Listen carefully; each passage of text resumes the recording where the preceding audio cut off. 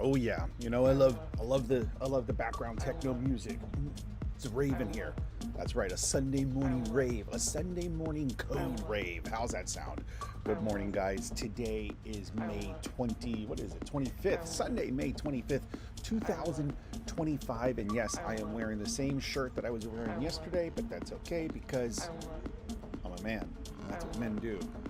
Thanks for joining me today on this beautiful Sunday morning. I'm going to assume it's beautiful where you are, but where I sit in this lovely screened-in back porch, where it's there's a little bit of a chill in the air, not too much of a chill, but just a little bit of a chill in the air.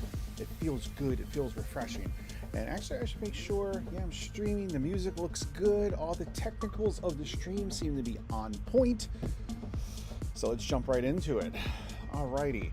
So today we're going to be working on adding some, how do you want to say, some life. Let's put it that way. We're going to add some life to the two NPCs that are standing outside of the door. Now, if you look at my repo, you might have noticed that I pushed a change last night, or actually maybe it was this morning, but I pushed a change that was basically the NPCs just start running to you. And then, but the NPCs, they start running to you, and that's kind of all they do. Like, as soon as they see you, they see that, hey, you're under arrest, or something, whatever they say. Hey, stop there, you're under arrest. Because that, of course, is my beautiful and amazing voice acting in the game. But that's all they did before, and now they actually walk towards you. But then, like, they keep repeating the hey, and like then they just get close to you, and they kind of do that thing when NPCs are really close to you, and like they kind of back up and go forward, back up and go forward. So we're gonna try and make that a little more smoother today. And then I'm as I was talking out loud, I realized I think there's a bug here because they keep repeating the hey, get over here, or something, whatever it is, but they keep repeating it, which they shouldn't be doing because they have this. The way it works is, I'll show you. The NPCs, they begin here in this idle state. I don't need to save that, but this is an idle state where all they're doing is just kind of they actually do have a path that they can follow. Right now, the path is one point, so they don't move. They're there, they're content, they're happy. Matthew says, game dev and rave is my religion. Welcome, good morning, Matthew, or good afternoon to you, my English friend. But yes, game dev and rave is my religion. I used to know a guy, and he would, I only saw this like once or twice, but this was way back. This was like when I was in my early 20s, late teens, really, when I should have been in college, but I wasn't. But just because of my age, I hung around a lot of like a lot of my friends were in college, so I hung around them. And there was this guy. He wasn't my direct friend. He was like a friend of a friend, right? So like a friend once removed. And he would take his homework. Like, we would go out. Like, I remember we went to this club in downtown DC called Capitol Ballroom. The Capitol Ballroom doesn't exist anymore. And he took his homework, and he was doing his homework at a table in the rave. And my friend James, who was the one who was going to college, and how I knew these people, James was like, oh yeah, no, he does that. That's like what he does. He's done that before. He would literally do his homework at a, like, not a rave, but it was like a club, a club playing this kind of music. I mean, I guess that's kind of a rave. I don't know what the technical definition of a rave is, but oh man, I miss those days. Like, so back then there was Capitol Ballroom, and then there was Tracks next to it, and there were a couple other clubs in between, but Capitol Ballroom and Tracks were the big clubs, and we usually went to Tracks more often, and it was just fun. Because Tracks, I remember this clearly, Tracks, every Thursday night, they would have, there were two sides. They would have the goth night on one side, and then they would have the dance night on one side. So the music in the background here is what they would have on the other side, but on the other side they would have goth. And the thing I loved about the goth, like Thursday night goth dance, goth rave, goth party, whatever you want to call it, the thing I loved most about the goth was the girls. Oh, I loved me some goth girls back in the day. And you go there, and of course all the girls, they're made up because they're going to a club, so they have like the stuff, the clothes, the fishnets, Oh, all right, getting distracted. Getting distracted. Okay, so let's stay on point here. Let's stay on point. So there's a couple of things. Okay, so wait, where did I move? Or let me make sure. Actually, let me make sure I'm on the correct branch. And, oh, I'm not even on the correct branch. Okay. So I did a boo-boo. I checked in the buggy code to master, and then I was like, well, if not Shore or Matthew like pull that down and they want to do something else, like now you have this buggy code. So I reverted the commit, and then I changed, and then I put the changes on a branch like it should be, but I'm still learning because I'm pretty new to software development. It's only been like 26 years professional experience, so I'm still learning. There's still things to learn. Ooh, that was not a humble brag. It probably sounded like a humble brag, but it was more of an insult to me. So let's just get it straight. Okay. What are we doing? Okay. I gotta stay focused. Stay focused. I need to get that pursue script back. So let me show you. Okay. So you can see here that like really all they're doing is they're in the idle state, and then even the way that I'm sending them to the pursue state, I'm not entirely happy with, but it's okay. Maybe is there something we need to do? I feel like we kind of need to do this, but I'm trying to. So let's see what's happening. Let's see what's happening. Let's actually run the program. It's going to have to reload, isn't it? No. Okay. So let's just give ourselves some space. So Matthew, I merged your code to actually deal with the doors. Thank you very much. I was going to do it, but it was a tedious task. Or at least, well, I don't know how you did it. But the way that I was thinking to do it was a tedious task because you had to go through and you had to modify every single door. But then I also knew, okay, you have to go through and modify every single door, but you only have to do it once. I'm going to assume you did it on the prefab. I hope you did it on the prefab because I wanted to add one of the reasons that I brought that up in an issue is because I wanted to add a couple copies of this building on other places on the map. Okay, let's see. So here is, I'm going to turn the music down.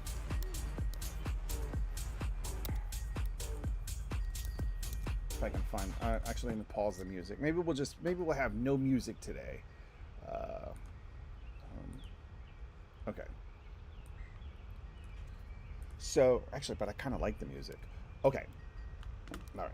So I'm over here, and then now you can see. Here's what's going to happen. Please, you are under arrest. Oh, they were repeating it earlier when I tried, but they don't seem to be repeating it. I thought it was being repeated. Ah, wait. Please, you are under arrest. Okay, can he chase me into the building? Come on. I want to make sure all those links and everything still work. Come here. Okay, good. He can still come up the stairs. Can he walk through walls? Ah, I gotta lose him. Ah, god damn it. All right. Well, I think, okay, it's a good starting point. Whatever. It's a good starting point. So what I want them to do, so this is going to get complicated. So, and I'll tell you why it's going to get complicated in a second. What I would really like to accomplish, maybe today, but maybe today into tomorrow, is, so there's 2 guards. And I want, there needs to be some type of link between the 2 guards because let's say me and the green guy come out of the door at the same time. You could do it one way where you count, or you kind of count on / hope that one guard sees you and the other guard sees the sun, and then they chase independently, right? That should be easy enough. I mean, that should work like with the code I have now, right? Because it's a very generic. Actually, I don't think it is. Yeah, no, it's a very generic detection if they see you. I'm using layers, so, but it gets complicated because let's say that you have 2 NPCs and then me and let's say bad guys, good guys. So you have 2 bad guys, and then what I want it to be is even if one of the bad guys sees the 2 good guys, then he would tell the other bad guy, hey, I'm going to chase this guy, you go chase that guy. But it gets complicated because the second guy could have the same logic, right? So now they're telling each other.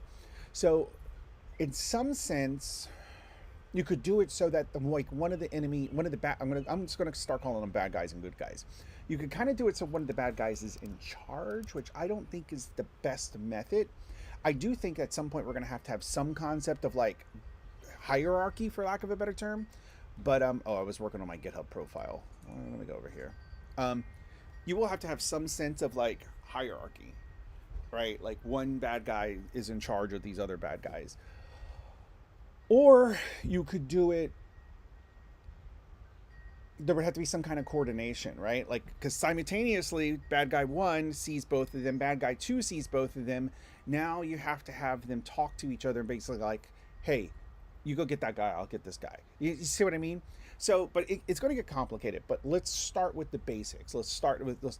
That's generally how software development works best. Is it just starts simple, and you just build your way up. I see so many junior engineers like throughout my years of work. And I did this too as a junior engineer. Just jump right into the complicated stuff. Just jump right into, just you have this end goal, and they just jump trying to do the end goal like immediately. And it's like no, because you have all these steps. Just start small, because as you're building the steps to get to the end goal, you might realize something changes, or oh, instead of this I can do this. So just you have to like just break it down. A lot of programming is just seeing the problem and breaking down the problem and understanding how you get to the solution. And I did that too, but I see that in a lot of junior engineers, and I mostly call it overdevelopment, over engineering, although that's slightly different too. Matthew says, oh, I wasn't sure what you wanted to do with the building prefab. Please apply changes in the hierarchy. I only did it locally. Okay, so you only did your changes in the building that's on the left hand side. So let me ask you, no, because see, that might get complicated, because this is, I guess I could just clone the building itself, right? But it does get complicated because it's maybe it's a third party prefab. So I don't know if that makes it complicated or not. Not sure says Ola, dude, make a skateboard before trying to make a Mars rover. Yes, absolutely. You gotta start small, build your way up. Like I said, a lot of junior guys, they want to jump right into making the rover, and it's like, dude, yeah, make the rover, but maybe start with the wheels, right? Start with the wheels. Make sure the wheels work how you expect them to work. That kind of thing. All right. So what I want to do is I want to start. I want to disable one of the patrolmen. Let's just start basic. First of all, we have to have a like close enough, because right now it's just constant like I'm gonna go. And then we have this close enough somewhere. We're using the close enough in a couple of places. I think in the follow script of the friendly NPC. This is detection distance, stop distance. Okay, so every NPC has a stop distance already. If in doubt, you can just make it a new prefab in your own folder, so you'll still have the original if all else fails. Yeah, I was wondering about that, but I seem to remember, for some reason, I remember Unity complaining when I tried to do that. Let me see. My phone ringing?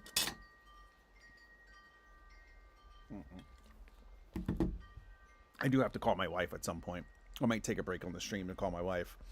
I think my mother's sleeping still. It's been nice being here. Just like it's nice seeing my mom. Of course, I love my mom, so of course there's that. Of course, but this screened in back porch is like I was telling my mom. I was like, I would love to like get like an actual desk, like some type of like outdoor desk, right? Because if it gets wet, you don't want it to get wet. Oh no, you don't want a desk that's going to like warp or get old or whatever if it gets wet. You want something that kind of like is water resistant, waterproof, something that's built for an outside deck. But a desk that you can kind of sit at, put your laptop in, because I'm sitting at a little like table with chairs, which is fine, but I could see myself like if I lived here, and I may one day, but I could see myself spending my entire work day out on this porch. The only reason I don't now is because the setup's a little uncomfortable. But oh man, I love a screened in back porch. And like at my house back in Virginia, I've been thinking like, if I stopped doing all this traveling, the money I spend on traveling, I could probably get my dream back porch at home. But I just keep traveling. So anyway, love the chimes in the background, relaxing. I'm glad you guys like those. My buddy has an outdoor office for when it's nice. It's beautiful. I mean, it's and like the other dream of the outdoor office or outdoor screen or the screened in back porch is so story. We're gonna get to the just calm down. We're gonna get to the program. We're gonna do some programming today. I just want to talk. I got to get it out of my system. So I guess about like 2 or 3 years ago, there's this neighborhood that's like kind of adjacent to the neighborhood I live in, and it's I want to say it's like this exclusive neighborhood. It's not exclusive by on purpose. It's only exclusive because there's like one road that goes into it, and like you take this one road and then it opens up into this beautiful like wooded neighborhood. And it's like literally 5 minutes from where I live now. Where I live now is like 10 minutes from Dulles Airport, a major airport. And so and I saw this house. It was expensive. It was like twice as much as the house I live in now, but it was in this neighborhood, and I'm constantly looking for houses in that neighborhood. And so I see this house, and I'm looking at the pictures, and I'm like, and then it has a screened in back porch, and I'm like, oh my god, oh my god. So I'm like, I get my wife, and I'm like, I set up a time, and I'm like, let's go look at this house. Let's go look at this house. Beautiful house, beautiful house. I mean, my house I think is 27. It's either 24 or 27 square feet. This was like a 5,200 foot square house, like much more house than we needed, but beautiful house. In the screened in back porch, he had, because there was a married couple and a few children living there, but the husband, he had like a table, or I'm sorry, like a TV stand with a nice. It wasn't anything extravagant, but it was a nice big screen TV, and then couch and a table in the middle, all on the outdoor porch. And all I could think about was like, fucking A, it would be fucking amazing to be out here on this porch during football season. That's American football to you, Matthew, not that, like, not soccer, football. But football, American football always starts in the fall. Like the season always kicks off in September, and I love it because it kicks off, and like every week you watch a game, it's like progressively getting colder outside, and I'm like, I could see myself in November while it's raining, as long as the rain's not getting in, but the rain coming down, I'm actually cold, so I'm kind of in a blanket and a hat, and I'm like sitting on my screen in back porch watching the Redskins play. Oh, and that's all I could think about with that house. I was like, I need this house. And then like I talked to an agent, and they're like, yeah, so with this and this and this and this, your payments would be about $5,500 a month. And I'm like, no.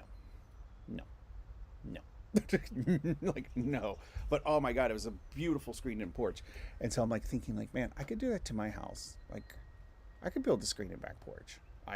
But anyway, I travel a lot. I spend, and traveling is not cheap. So it's like, okay, do you want to travel? Do you want to screen in back porch? But right now, I know that you guys want me to shut up and start programming. So let's do that. Not Sure says, sounds like Lowe's Island, another in the areas if you drive down Seneca Road.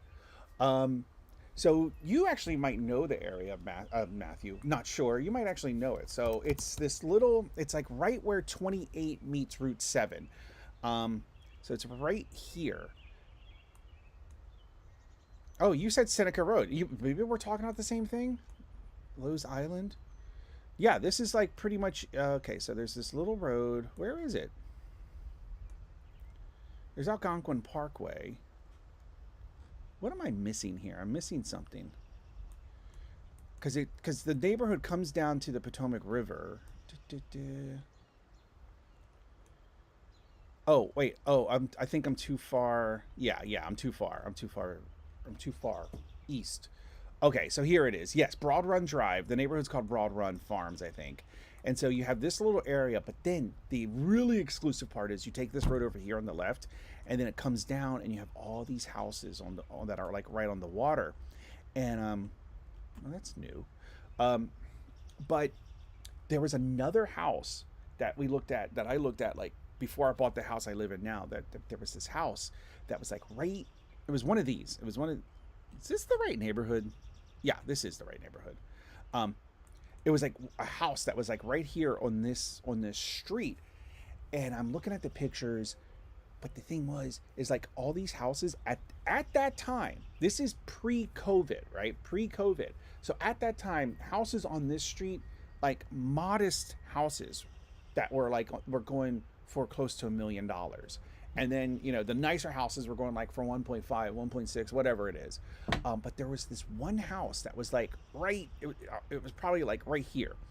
And it was going for $600,000, which is a lot of money, but cheap for that area, cheap AF. And I'm like, oh my God. So I'm looking at the pictures of it. It needed a ton of work. That's why it was so cheap, because it needed a ton of work. And it was a huge house. So the bigger the house and the more work it needs, like that's just, it's a lot.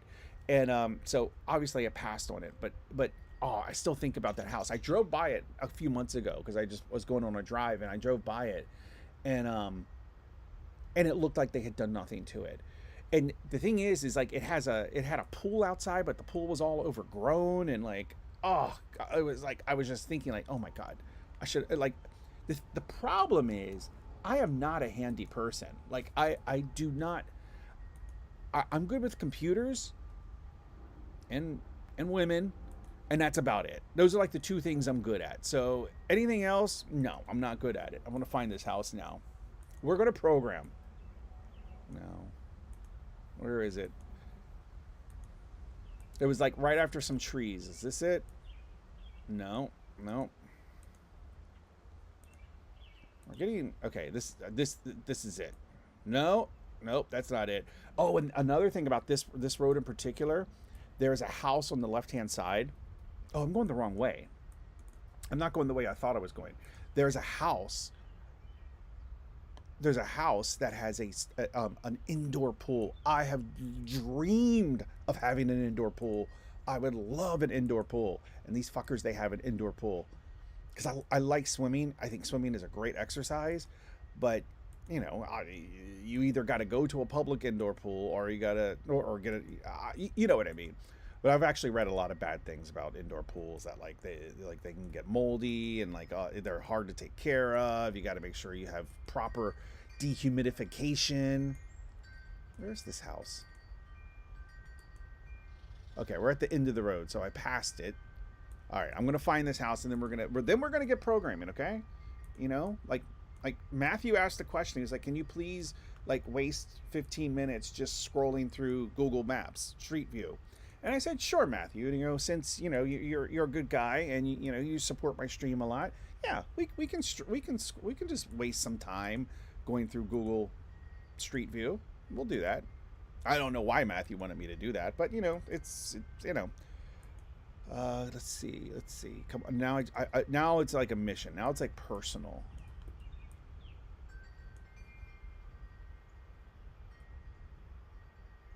Oh really? Oh really? Oh really? Ha ha ha. Do you guys see that? Well. What is going on here? Whoa. Why is that where Dick Cheney lives or something? Here it is. Here's the overgrown pool. I'm just gonna see if I can drop a pin there. Okay. So yeah, so here's the house. It's yep, and you can see it even has the for sale sign. This is it though. So this is like the pool, and like the house, it just had like a random brick wall, and it's just like it needed a ton of work, but it in this beautiful location, and it was selling I think for like $600,000, which for this neighborhood is a steal.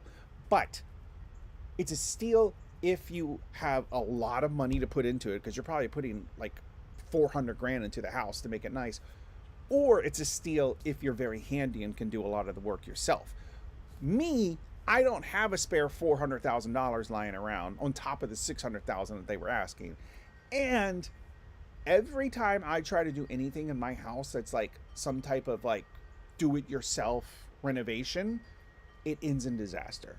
I mean, I am the guy who can like try changing the spout on a sink and the house catches on fire. Like that's me. That's me. Not Sure says, yeah, those roads deep in the woods near the Potomac are crazy. They're awesome. And like this neighborhood, it's like nobody knows about it, which is amazing. Which I love. I love that. I love that. I love it. Not Sure says, in Florida they have screened-in pools very often. Yeah, I remember that. I remember when my ex-girlfriend and I we were looking for new places to live. I wanted one of the places had this beautiful screened-in back porch that was like over. The only thing I didn't like about it was looking at this like man-made lake, and I'm just like, ugh. Not Sure says, I think you can request your house to be removed from Google. Yeah, I guess that's what's happening here. Well, wait a minute. I had the... Here it is. I see you. I see you. I see you. 19410 Youngs Cliff Road. Oh, wait. No. That's where we just were. I wanted to look at the... what was it? 19410? Ah! 19...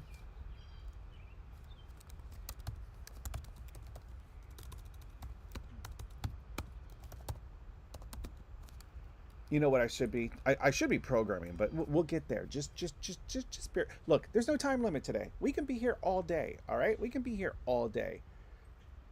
But wait, I wanted to look at something. 19414. Let's look at this. 19414, Youngs Cliff Road, Zillow. No.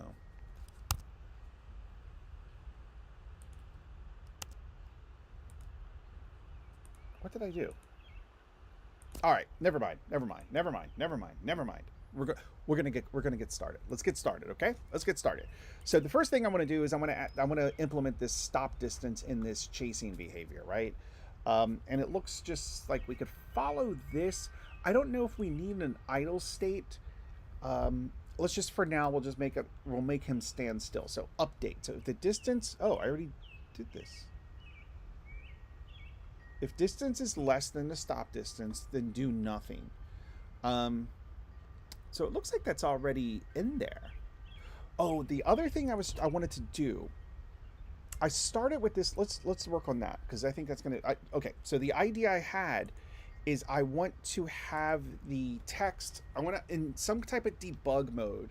I want things like the health and the state of the NPCs to show up above their head. That's all I want. And then at the NPC, but I want it to be, the NPC can turn its head, but the text will still stay pointing to the screen. Things like that. I kind of got it working last night, but but it's like I could walk behind the NPC and the text disappeared, something like that. So let's do this because I think this is in. Okay, so he's already stopping. Well, maybe the stop distance is not that great. Or maybe it's like, let's see, we have one guy. He should have a stop distance where? Enemy NPC? Stop distance of 1. Let's make, okay, so detection distance we'll increase that a little bit. 10. Stop distance of 3. Let's see how that goes. Now we only have one guy that's going to chase us.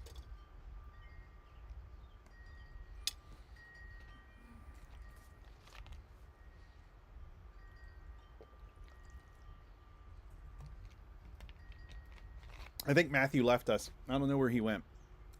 I think he's gone. It's just you and I not sure. And maybe Razman. Maybe because Razman likes to sit there. He likes to lurk. He likes to just like not say anything and be like, yeah, I'm not saying anything. Okay, so let's see. Please, you're under arrest. He's getting really close. It's like the stop distance is not being honored. Okay, let's do. Okay. Oh, he's floating away. How do I stop him from like I push him, and he goes away. So Matthew, maybe because I feel like this is an easy fix. Like the NPCs, if they just sit still, they'll start drifting. Like if I let the if I start the game. Oh my god. If I start the game, and I don't go near the NPC, he'll just drift. So I feel like I feel like I need to add some type of inertia to him, something like that, or some. I tried adding mass to him, but that didn't work either. So I'm not sure what the deal is here. Let's see. Is it playing? Okay, so I'm just gonna let the game play for a minute, and I'll show you what I mean. Why didn't this work? So I want them by the end of this stream. I at least want them shooting. And so what we did before, like it was a poor man's shooting algorithm, right? We just had them shooting every 5 seconds, boom, boom, boom. So what would some like proper logic look like for when an NPC would shoot? Let's just assume they're hostile, so they're going to shoot you kind of no matter what. So if they're chasing, boom, boom, or if you're standing still, get.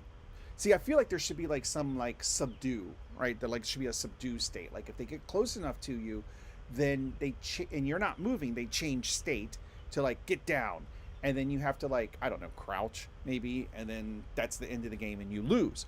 So that could work too. So they get next to you, let's see. I'm thinking out loud.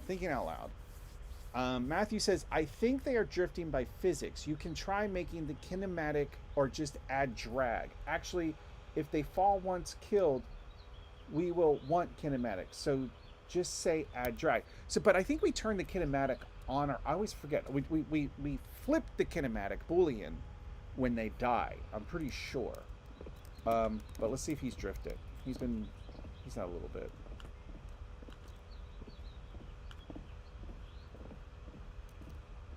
No, he's still there. Okay, I'm a liar. Okay. So let's. What do we do first? Not sure likes to keep me on track, which is good because I need to be kept on track, or else I'm going to be on Zillow for the half hour, and then we're not going to get anything done. So, do we want to work on putting the debug text above the NPC's head, which I think would be useful for everybody? Or do we want to work more? I think you know what. Not sure would agree with me on this.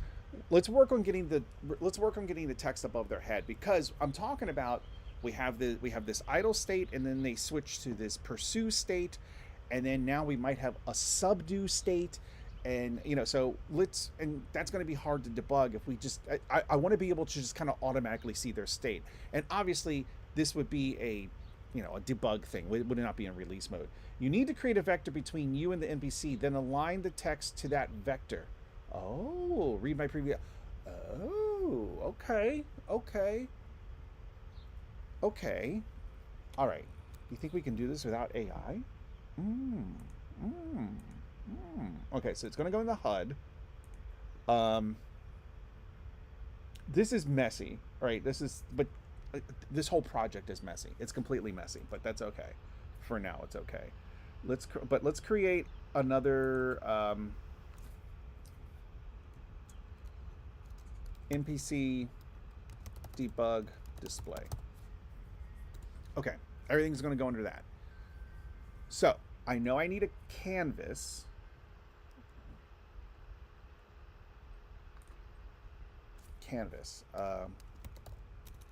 NPC debug info canvas. And then under that, we're going to have some text. So let's just start with getting the text displayed. Text Mess Pro. I don't know. Debug info text. Okay. So, okay, it says new text. That's great. But I think I want the canvas. Is it? I want the canvas on. Okay, so we have overlay. Do we want it camera? We don't want it overlay. I don't know if we want it camera or world. I want to try and do this without AI, which is going to. It's not going to work really well, but we're going to try. We're going to do our best. I remember when AI told me last night when I was trying to do this, it said it needs to be on world space. I think it's what it said. So, okay, I have no idea what to do. I'm just going to go to AI. All right. So here's what AI said. Create a debug canvas prefab. Oh, that's right. I need to do it as a prefab because it's going to go on top of every NPC. So, okay. Struggling is the best way to learn. It is. It really is. Okay.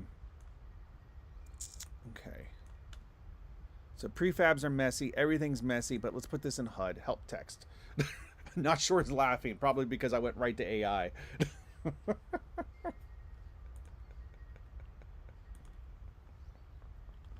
Okay. Wait a minute. When I see those little... Oh, Jesus. Come back. Why does Mac do this? Okay, thank you. Isn't there a way to make this just stay? Options.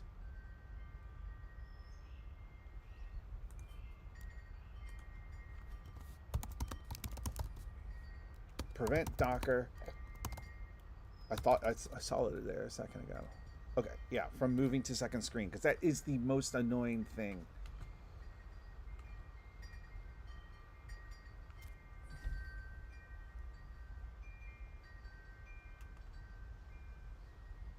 There used to be a plist reference changes behavior, but Apple removed it.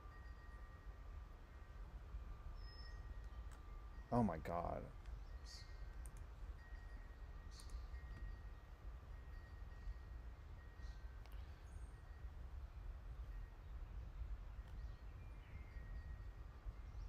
All right, whatever. I'm getting on a tangent. Okay. What were we doing? I completely forgot.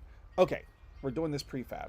Okay, so let's see. We can put this. Okay, what did the AI tell me to do? The AI told me to, okay, add the text mesh, adjust the size and anchor. Like, I don't know, like, I can't see it. So I don't know what size or what anchor I would want, so we can come back to that. Save this entire setup as a prefab called NPC Debug Canvas. I think I called it display, but I guess we can do, wait, canvas? Okay, so I actually probably want to get rid of that debug display, so I want to put this into the prefab. We'll delete this. Okay. So here is the script it wanted me to write. I'm going to do that again. Okay, so let's see. Attach the script. I'm just going to put the script into the prefab just for convenience for now. Okay. NPC debug. What did it call it? Debug display. Okay. Ah. I'm getting hungry, boys. I need some breakfast. My mom cooked some eggs and potatoes yesterday. Oh, so good. So good. Like, mom cooking is always good, you know, because it's what you grew up with. It's like the first, like when you first experienced something that was really delicious, it was probably something that your mom cooked. So it's like whenever I eat that, like whenever I come over here and she makes, especially breakfast, I'm like, like a piggy. Okay. Why is my computer suddenly very slow? Okay, come on. Okay, so we do have to fix this up right now. Like I said, I don't want to worry about the actual technicalities of you know, because this is displaying the health, displaying the state. We can worry about those technicalities later. Let's just worry. Let's try to do the things that let's just try to get some text being displayed. Canvas instance, blah, blah, blah, blah, blah, blah, blah, blah, blah, blah. Okay. And then I just want, literally, I just want, we'll just put in some fake values. And I kind of like what the AI recommended in general, which was to not have I mean, not have a text for each little thing. Just put a carriage return into the okay, into the string you're displaying. Okay, enemy idle. Okay. All right. I want to make so I need to comment out this other shit. Okay, the state machine stuff is commented out. The health stuff, everything else should have something. Alrighty. Ahmed Jacob, Addy, can you please teach me how to build a game from scratch to deploy? Yeah, no, we're doing it now, man. Yeah, we're doing it. We're doing it. First, okay, the first step is subscribing to my channel. The second step is hitting the notification bell so that you get notifications every time I'm live. And then the third step is you go to my other channel, Addy Goes Places. Over there, you subscribe to that. Then the fourth step to learning how to build the game is you click on the notification bell on my other channel, Addy Goes Places. And then the fifth step, which might be the most important step of learning to build a game from scratch. The fifth step in doing that is clicking the member button or the join button and becoming a member of my other channel at Addy Goes Places. If you do that, you do those things in that order, you will be building a game from scratch. Ask Not Sure, ask Matthew. That's what they did. Look where they're at today. Matthew has a job writing games because he became a member on my other channel. Like, it's amazing. So just that's how you do it, Ahmed. Just do it. Trust me, your life will change. Okay, so we have this, and then AI told me to, let me see. Okay, drag debug canvas into the canvas prefab. Alrighty. Okay, easy.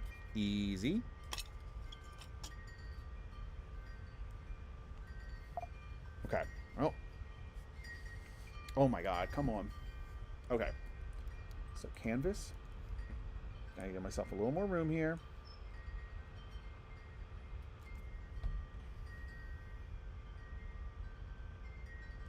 Oh wait, do I need to attach this? No, wait, what? Do I need to attach the script to the canvas thing and then attach the canvas into the script? Is that what I need to do?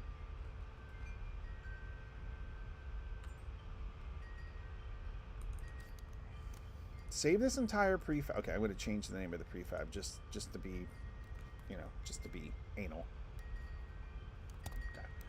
Okay. Attach canvas to NPC. NPC debug display.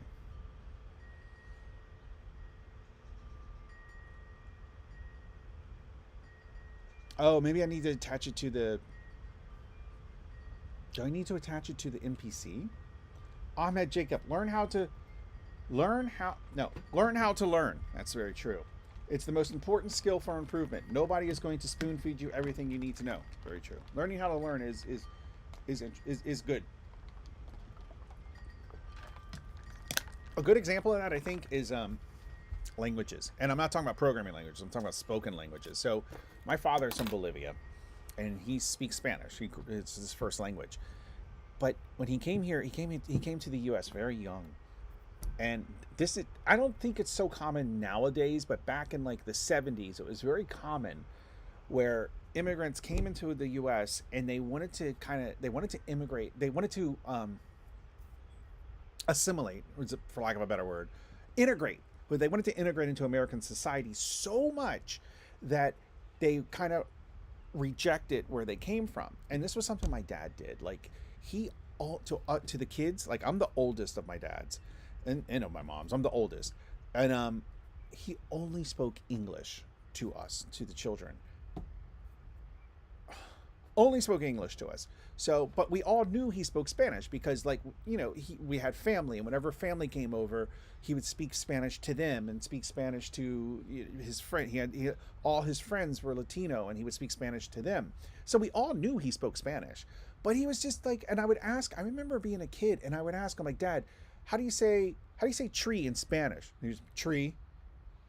Well, Dad, how do you say grass in Spanish? Grass. Like, ugh. Like he didn't even want to, like, oh, it's so frustrating. So in college, in high school, I studied French, but in college I studied Spanish, And I already had like a good foundation for Spanish. And then like later, I eventually became fluent because I just started studying it.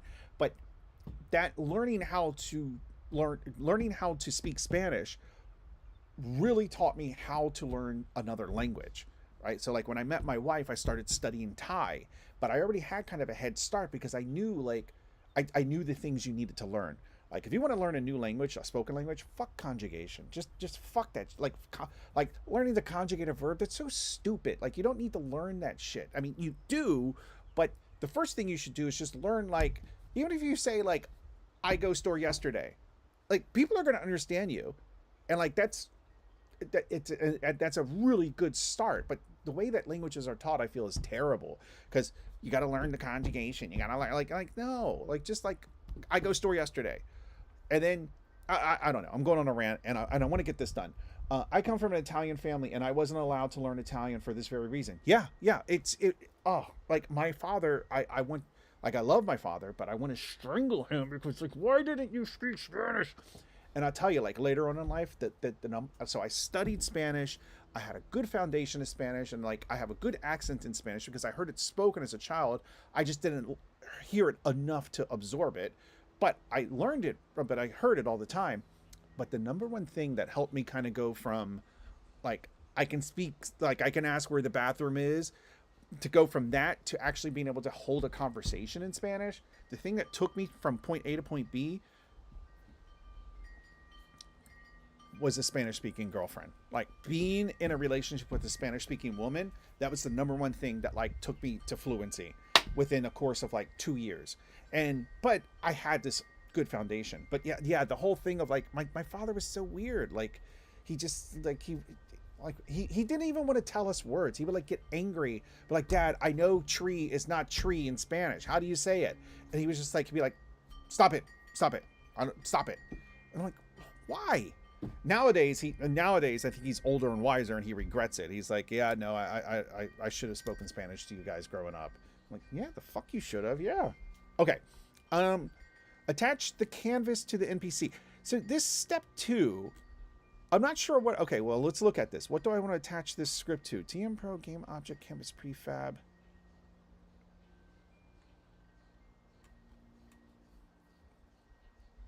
Matthew said, oh, wait, I missed the. Oh, you could also use a normal overlay canvas for this. It's more performant than a bunch of world space canvases tracking player camera, but has some extra steps. Well, let's see if this works. Language lesson in school were so boring, which put me off, but I'd love to learn one. Yeah, I don't like the way that Spanish is, or I'm sorry, that languages are taught. At least when I was in school.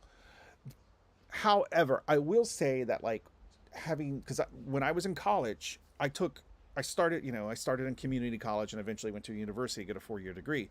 But at the community college, I took every Spanish class they had. And I think that really helped me be able to, like when I gained fluency, it really helped me to like, properly say, I would have done that, or by tomorrow I will have eaten a cake or whatever. It did help, but I just think there's a quicker way to get there. There's a quicker way to get to fluency.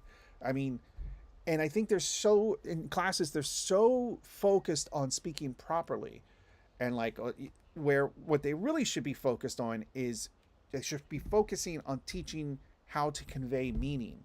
Like I said, I go store yesterday.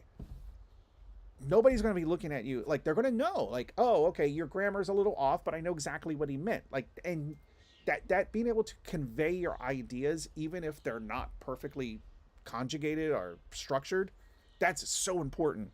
And like that's how I speak Spanish. Like my Spanish is by no means perfect, but when I got to a point of where I could say in Spanish anything, any idea I had, I could convey any message I had in my mind in Spanish.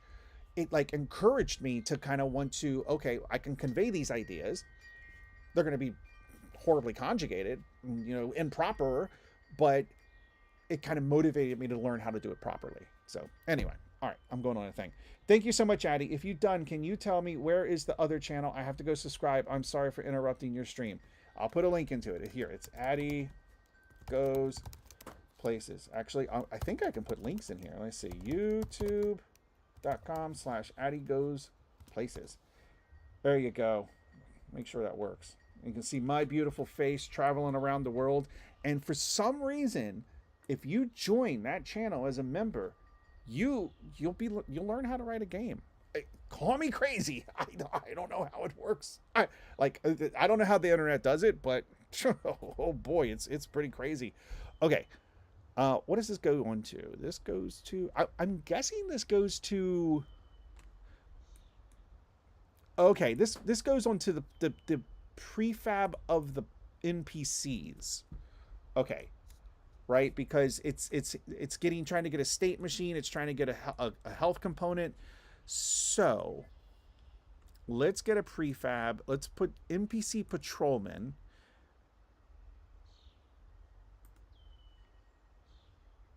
No. I want to do properties. I need to adjust my window a little bit. No, easy. All right. So this I want to put this onto the patrolman. Okay. Whoop.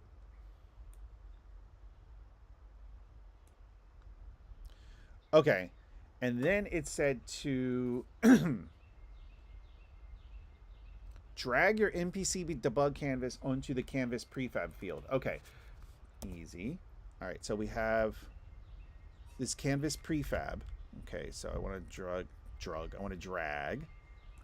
Perfect. So we have this offset. We have target look at camera. This was another thing. Like the code that the AI generated. It generated this target look at camera. It's never used. Like that is the only instance that variable is used. So I'm going to delete it out, right? Because I'm not sure. I guess I could ask AI. Let me look.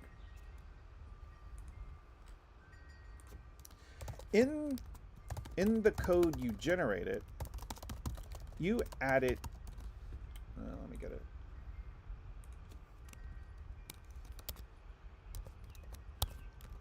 However, that variable is never read or set. What's up? See what it says. You are correct. That line is unused and should be deleted. It was likely left over from an earlier draft. Okay, perfect.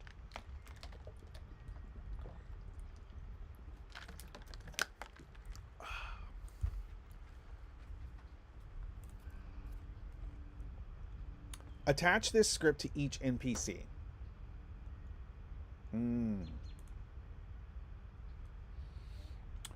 Oh, I think I did it wrong. Okay, so let me remove that. I think I did it wrong.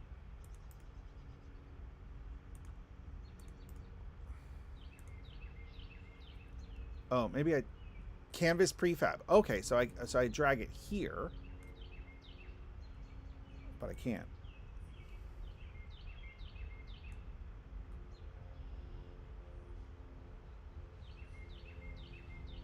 Target lookup camera is exactly what we need. AI is lying. Let's do a code review on the AI slop. All right, I'm gonna grab. I don't know what is going on here. Okay, so that's good. So we have the canvas into the script. NPC debug display. Easy. Okay. All right, now. Okay, wait a minute. Attach this script to each NPC. Okay, so I'm going to attach it to the NPC prefab. It already has that populated. Perfect. Ensure each NPC has the components, blah, blah, blah. This approach. Okay. This approach ensures dynamic scaling, readability, and clean layering in 3D space. I think it's lying, but let's check it out. Matthew says, wait, not sure. We can get Copilot to review itself. Or, yes. Hey, man. AI's coming for our jobs, boys. So, you know, it's only a matter of time. Only a matter of time. I hope that, I hope Ahmed subscribes and joins. Because, I mean, if you want to write a game, there's no better way. I'll be right back, boys. I'm going to get some, I'm going to get a can of soda. Because I'm not going to have 2 bottles. Maybe. Do I want another bottle? All right. You know what?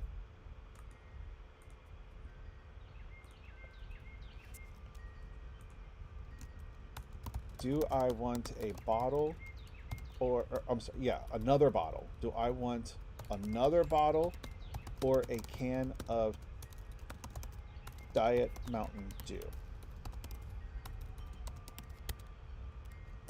Bottle, can. I'll let you guys decide. Okay, so let's go look at the let's go look at this.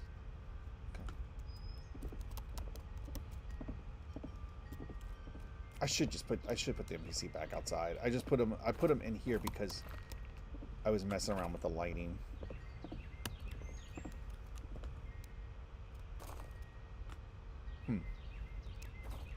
Freeze! You are under arrest. Huh. All right. Does the okay? He may not have that script. So let's see.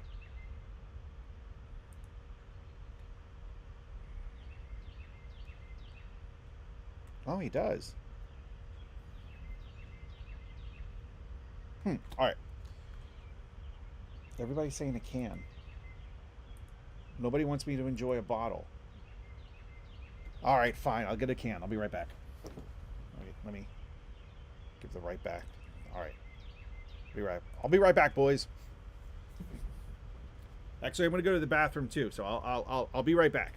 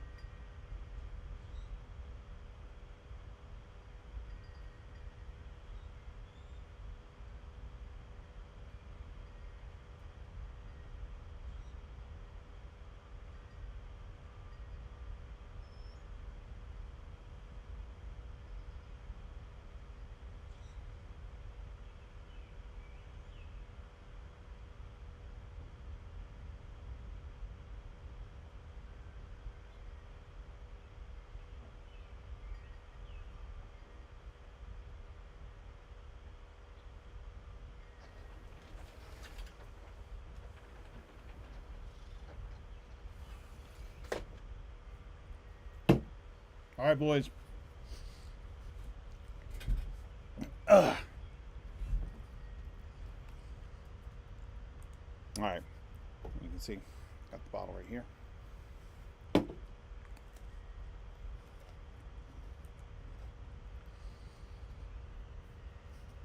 What did I miss?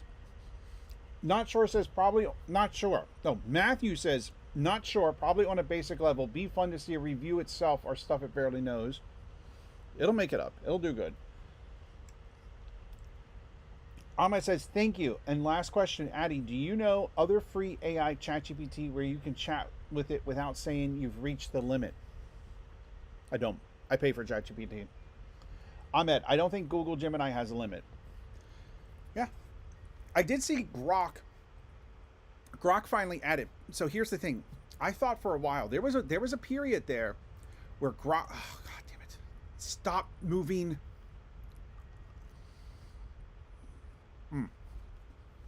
There was a period there where, in my opinion, Grok was better than ChatGPT.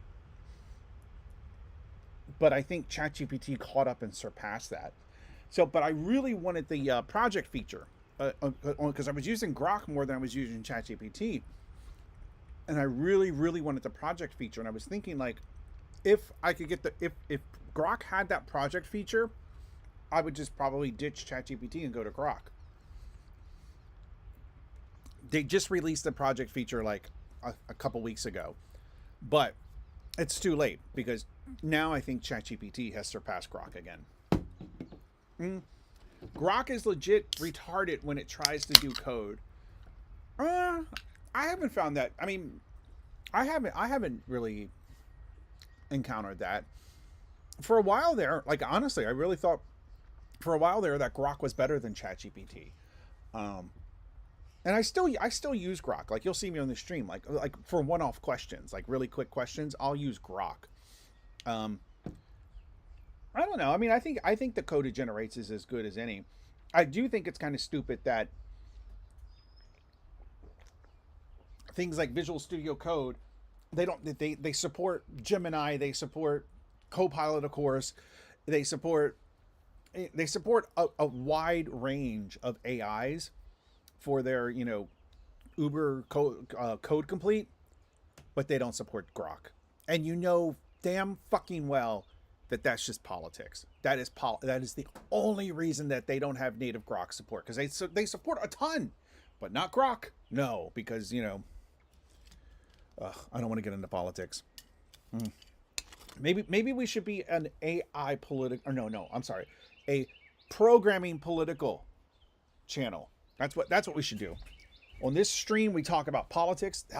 You know how I was like watching, I was like putting my foot into the political video realm for a little bit there.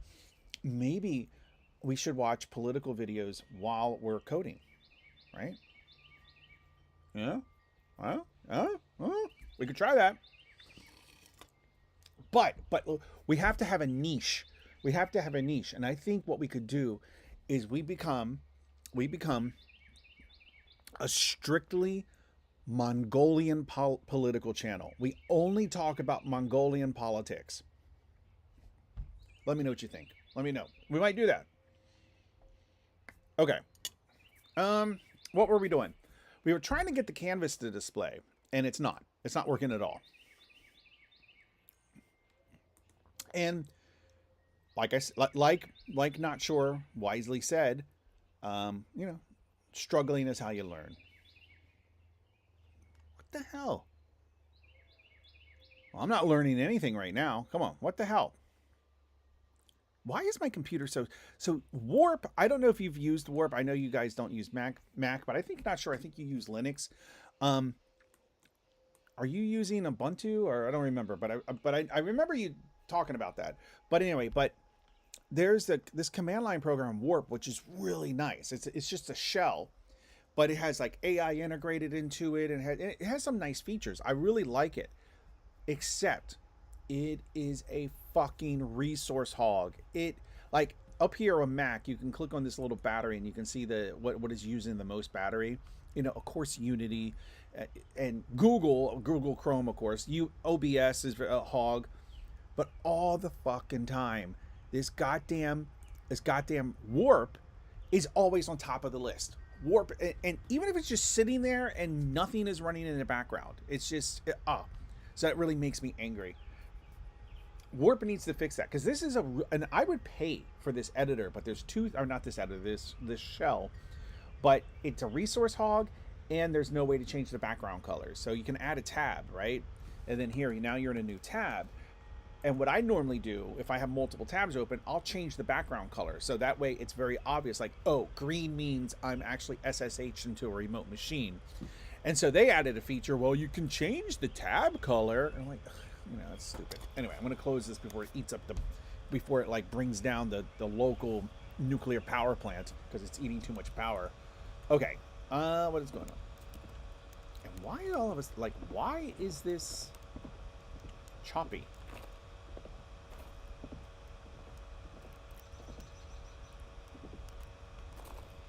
I don't see any text. I'm going to restart Unity because this is actually, I don't know if you can tell on the screen, but it is actually really choppy. And I've found that sometimes simply just restarting Unity helps. Okay. And I'm convinced Unity was designed by a fucking PM. Horrible. I don't trust Mr. Let Me Scan Your Eyeball, Sam Altman. Not sure says I like Claude. And Not sure says I use Ubuntu on my dev computer. Okay, yeah, I remember that. I remember talking about that with you. Ahmed says, I swear, Addy, I want to learn it because I think it's a good domain, and I started this week and just about a website with HTML, CSS, JS, and PHP, Python, machine learning, and that works also. Oh, good, man. Look, you got to start. You just got to, like, the best way to learn the programming, and like my buddy David, he's constantly like, how can I learn to program? And I'm like, you just do it. You just do it. That's what you got to do. Just do it. Yeah, but what do I do? And so like I give him these. His problem is he thinks that if he learns to program, he's automatically going to get a job making like 6 figures, which maybe, but probably not. At least not right away. And but he has no attention span. And then I'll be like, okay, well, why don't you write a program that will convert JSON? We'll look at a JSON file and put certain things into an XML file. That sounds stupid. And I'm like, okay, well, what do you want? Like, okay, well, write a first-person shooter. Okay, how do I do that? I'm like, dude, driving me nuts.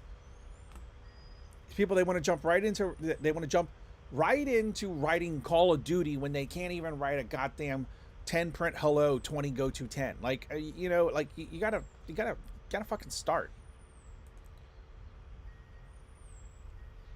Sorry, I'm going on a rant. Don't forget, video game lamps use real electricity. They do. they really do. They actually do. Ahmed says, I don't know where to start with exactly. With game development, dude, you got to learn to program. Okay, Ahmed, here's the first thing. I'm going to give you a task. All right. I want you to learn what a shell is. Do you know what a shell is? This is another thing I think that people, especially nowadays, if you want to learn to program, like they don't know what a shell is. They don't quite understand how files and folders relate to each other and what they do. So write a shell. I'm going to use the word console, but it's the same thing as a shell. Kind of like you can use them interchangeably most of the time. Write a console program. Write a console program that says, what is your name?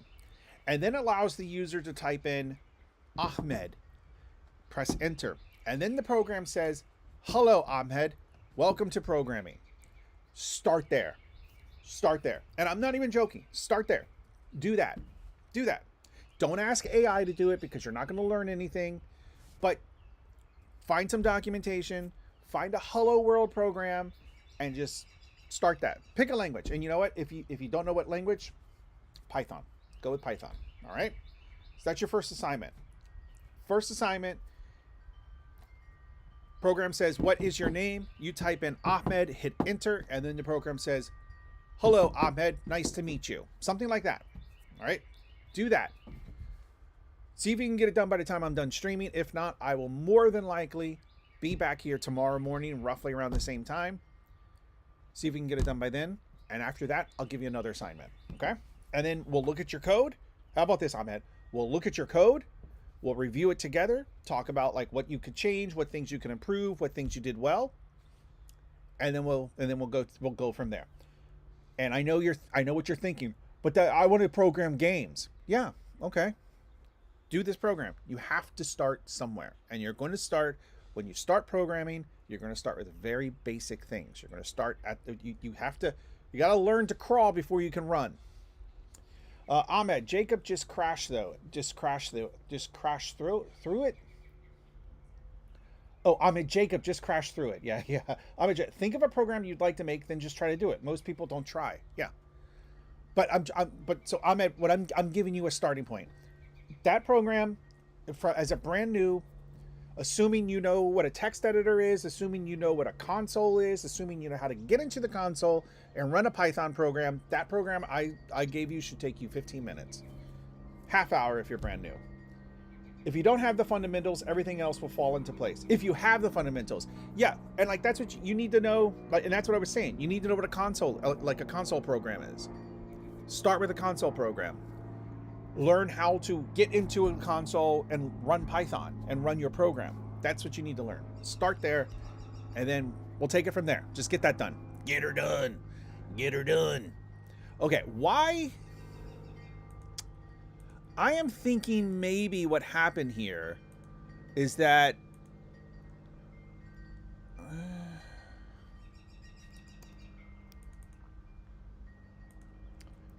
I'm thinking maybe what happened is that he is not like because I made the change in the prefab and this was not a prefab guy. So let's go ahead. Let's delete both of these. Oh wait. No.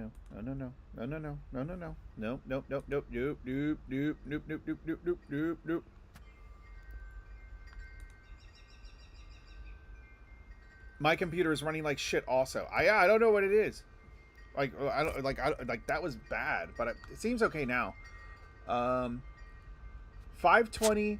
Okay, I'm going to put this in 520 1.8 533. Okay, basically, I just want to, because I'm going to delete these guys, and then I'm going to put them back onto the scene, and I don't want to struggle with, like, well, where did they go? Oh, my God.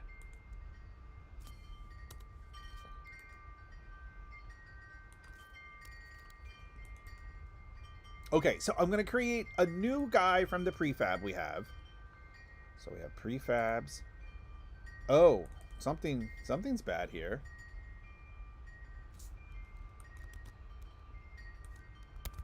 All right, let's just calm down. Just calm down. Just calm down. Just calm down. It's all right. So we have the patrolman. We're gonna put him like right here. 1.8.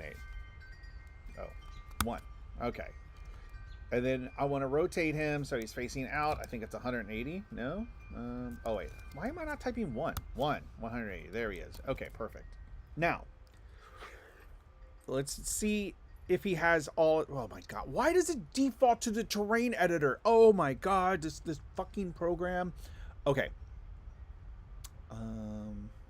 Where did he go? He's right here. He's on the bottom.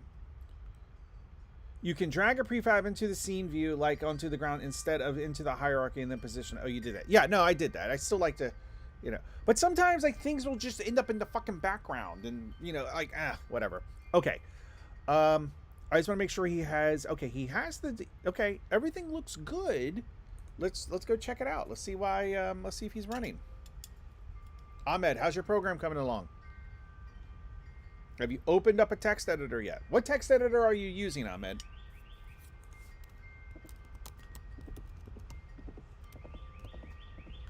Okay, let's go down here. I'm gonna move the player outside too. Move him back outside. Ah, oh, ooh, okay. We're getting somewhere. We've made some progress.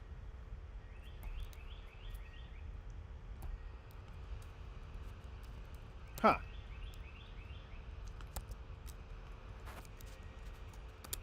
Okay. What I want to do is okay. Scene.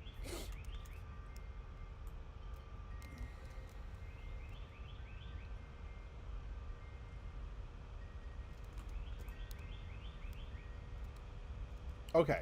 So here is the text for him, but you can see it's going to disappear. Does it?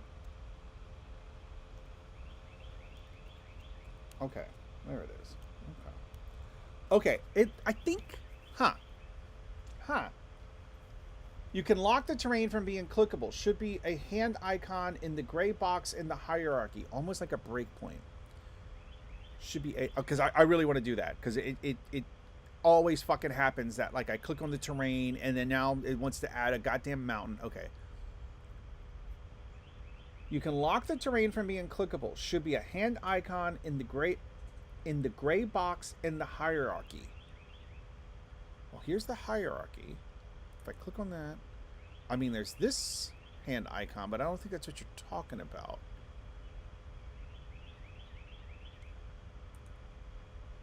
Yeah, I'm pretty sure that's not what you're talking about.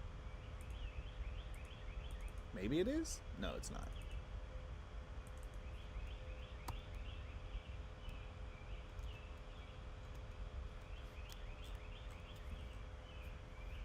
All right, yeah, no, I'm not sure where. Okay, VS Code, excellent. And are you able to run Python, Ahmed? Are you able to just do this? I'm gonna type. Wait, let me make sure I'm giving him the right. Oh my god! Oh my god!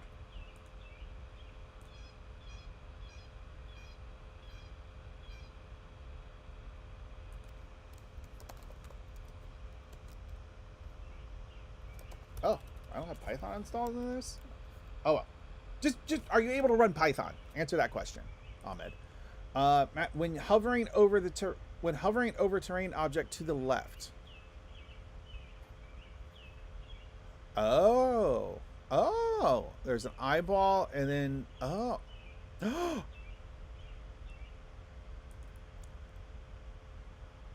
that's the water. Okay. So wait, I could probably make everything under here.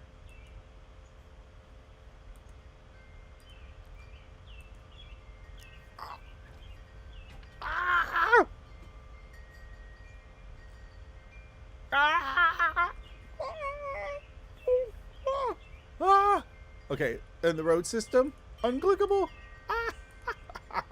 Oh, I love it. I love it. I'm going crazy. Okay, yep, sir. Okay. So, okay, great. So you have VS Code.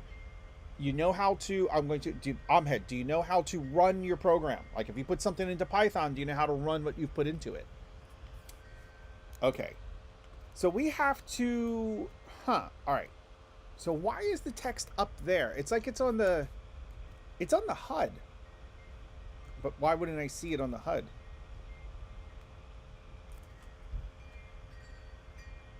Okay. Let me see.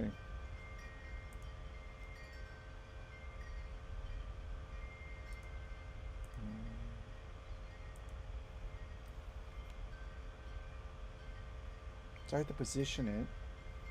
Ahmed says, user input, who are you? Blah, blah, blah. Welcome to programming. Okay, Ahmed. Let's back up for a second. Do you have a GitHub account? If not, create one. Create a GitHub account. Start there. Okay.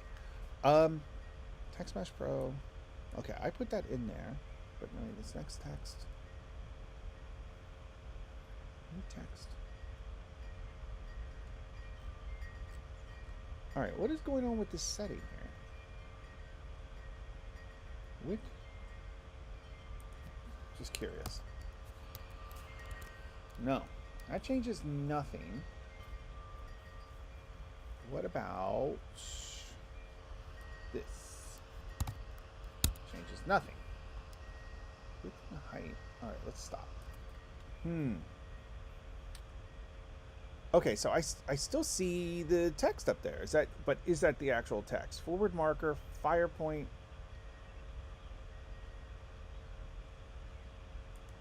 Let me see. Oh my god, I made them clickable only. Okay, here you go. There we go. Oh my god, thank you, Matthew. That is an amazing tip. That's an amazing tip. Oh, that's what she said.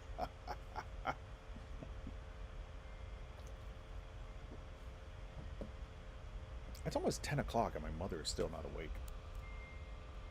I mean, I spoke to her earlier, but I hope she's okay.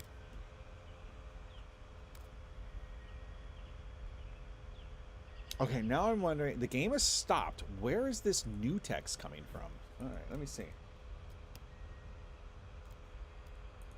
Can I click on that? No, I can't click on that. I'm in game. Game's not running.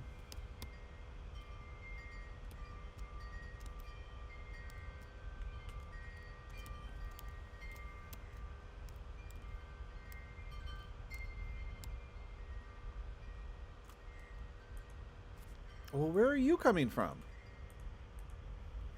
Because the new... Okay, what if I do this? Let's just to see. No. Alrighty. So it looks like I have somehow inadvertently created new text, but the weird thing is that during runtime it's not showing. So I don't know what this new text is associated with. Because the text that we tried, the HUD, the debug text we were trying to add to the NPC...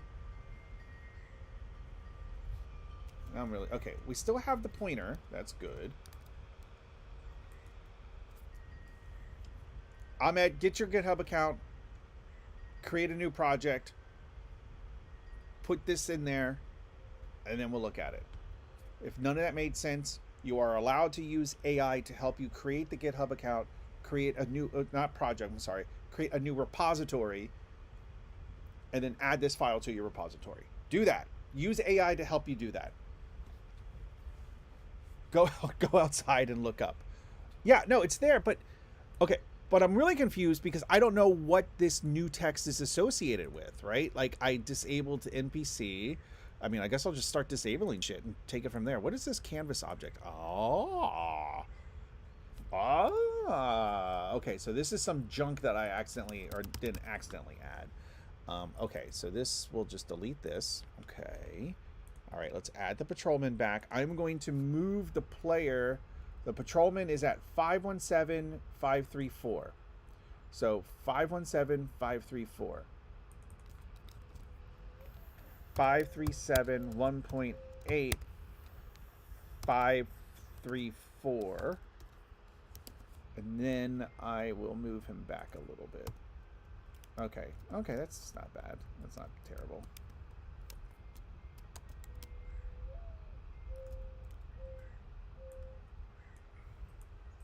All right.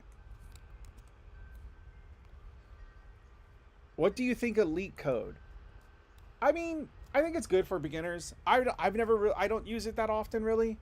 But leak code, I think leak code. Freeze! You're under arrest. Like part of the problem I have with some interviews is it'll do things like, how do you reverse a binary tree? How do you find every other third element divisible by 5 in constant time? Like shit like that. Shit that never pops up in the real world. I have been... I'm not trying to flex. I'm just trying to give some historical background. I have been working professionally as a programmer since 1999. 26 years. It'll be 26 years. I got my first job in July. I don't remember the exact date, but I do remember it was July. So it'll be 26 years in July that I have been doing this. I have never had to implement a linked list. I have maybe I did at some point, but I have never had to inversely traverse the linked list, skipping every other element unless it's divisible by 3. And it's just like these weird fucking scenarios that just never show up. And I understand the point of them. The point is to like try to get you to think abstractly, try to get you to think, to think out of the box, as they like to say. And so I think leak code is good for that type of thing, of trying to like get you to think like abstractly, trying to get you to think about programming. So there's that aspect of it that leak code is good, but from a practical standpoint, most of the shit you will never have to... I don't want to say you will never have to. It's a bold statement. But I'm very tempted to say you will never have to do, like, 90% of the shit that's on there. Like, okay, reverse every word in this block of text, but, just the words on there. Like, what... So it's not very practical. I think a lot of times that trying to write some program that actually has some practicality to it, I feel like that would be an improvement on things like leak code. Now, I will say I've not used leak code a lot. Like I don't even like, it's probably been like 3 or 4 years since I've even looked at leak code. So maybe that kind of thing has changed, but I do remember it being a lot of these like trick questions you get in interviews that are just dumb. They're just dumb. Like, what? So I don't know. That's mine. Sounds like a lot of busy work. It is. It's. I mean, like I said, I understand the point of it to try and get you to think differently and think outside the box. But there are ways to stimulate that thought process while also implementing something that is practical. Something. So, yeah. But it's, and like these interview questions are just all this dumb shit. Just like all these like weird scenarios. Like, okay, well, I don't even want to get into it. I'm going to get angry. Matthew says more used for data science, I guess, but incorrect. But in the context of game development, no. But even in like data science, like even in like, I mean, like what I program, like I don't program so much these days. Like I always say I program programmers, but even when we work on a very data sciencey type thing with like big data, processing large amounts of data very quickly. I've never had to fucking reverse a linked list. Like, what the hell? Like, oh, Jesus Christ, it pisses me off. Okay. All right, let's get to this. Let's get back. All right, where did my guy go? Is he obsessed with me? Whoa. Where did he go? Dude.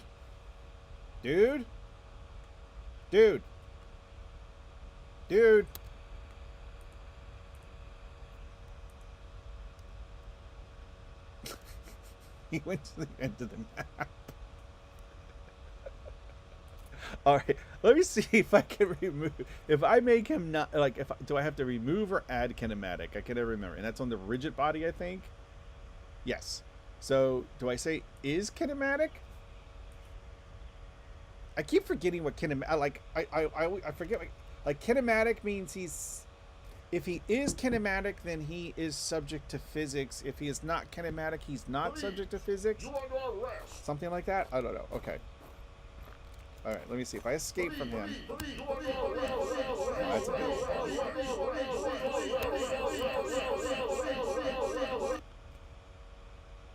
All right, still trying to get the bug text, but let's figure out... Okay, let's fuck the bug text for now. Matthew will probably do it in 15 minutes with a PR, and I'll just be like, "Fuck it, let's merge it." But I'm yeah, whatever. But okay, let's get with that bug. Let me see, what is happening. So is he going? It's like he never leaves this state. No, but he does follow. Right, that's the okay. Here's the pursue state. Oh, I see what's happening. Okay, when he gets close enough, he's going back to the idle state. And then when he's in the idle state, he's immediately like, he's playing the free. Okay, I see what's happening. What I should probably do is reuse the idle state, right? So this is enemy pursue. So this is the idle state here. And then right here, he goes over to pursue. And then in pursue, he's going back to idle. And that's why the sound is playing a lot. So we do want him to idle again if you get too far away. So we should probably just reuse this idle state. Which means... So the easy way to do this would just be to pass the idle state to the pursue state, and then when the pursue state wants to go back to idle, it just uses that, right? That would be the easy way. But then I was thinking about this the other day. I was thinking, and we're not going to do this right now, but I was thinking about states, and I was kind of thinking about them from like, how do they work in the real world? And like in my mind, I was envisioning like you would have like state one, like this, maybe this is your current state. And actually, I was thinking of this kind of as a stack, okay? And then state 2, and then state 3. So what this is saying right here, I'll make this a little bit bigger. What this is saying is that your current state is state 1, and then when you're done, like when you have accomplished state 1, you pop it, and now you're into state 2. And then I was thinking, okay, I'm just gonna so this is kind of like your plan, right? You could kind of think of this as like, okay, I need to, brush my teeth, and then I need to take my pills, and then I need to get in bed, and then I need to go to sleep, right? Those are all different states. Doing those things are a different state. And then I was thinking it would be cool because now let's say you're like, brush teeth. That's your state. And then after you brush your teeth, you're going to take your pills because I'm old, so I take pills every day. Then after that, I'm going to get in bed. That's the state after that, get in bed. And now I will then go to sleep after I get in bed. Okay. But then what happens if somebody knocks at the door? So now what you could do is you would have to put these other states in. You would have to push states into the front of the stack. Answer door. Whatever. Why am I getting stuck on answer door? What would you do after you answer door? Answer door. Tell solicitor to F off. Close door. And then from there, that actually it would be. Actually, no. It would be like this. But anyway, the point is that you would have states, and you would be able to like push states. You would have a stack of states that you're going to get to, and then you would be able to dynamically push other states onto the stack. And then as they pop off, that's how your behavior is. That basically it's a way of managing dynamic behavior with the NPCs. And this is kind of what I was thinking. It's like having a little state stack, and then the state machine should own the state stack. Right now, it's very the way the state machines work. Right now, it's very the state has the return another state if it wants you to change states. Yeah, I'm not sure. But anyway, that's kind of like an idea that I had about how maybe later on. There's actually that book that I recommended to you guys a while back. Let me see if I can find it really quick. But it was like this game development book. And Matthew, maybe you've heard of it. Let me see. Kindle.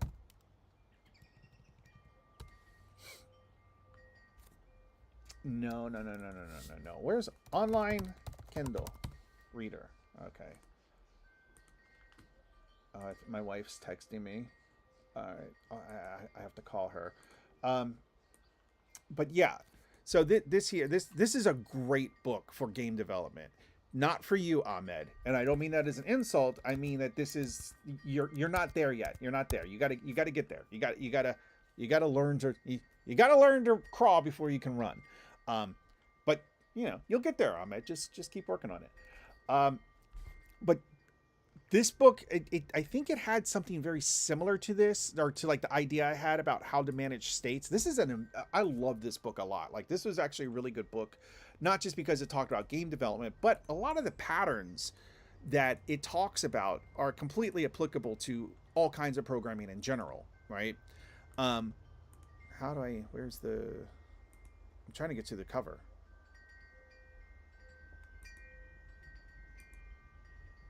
How the hell do I get to the cover? Oh, my stars and garters. Okay, scroll up, Addy. Oh, my stars and garters.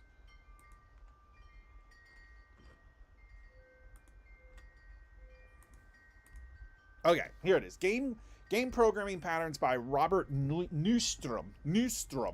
But it's a really good book. But I want to go back and I want to read because there's a whole chapter on state machines.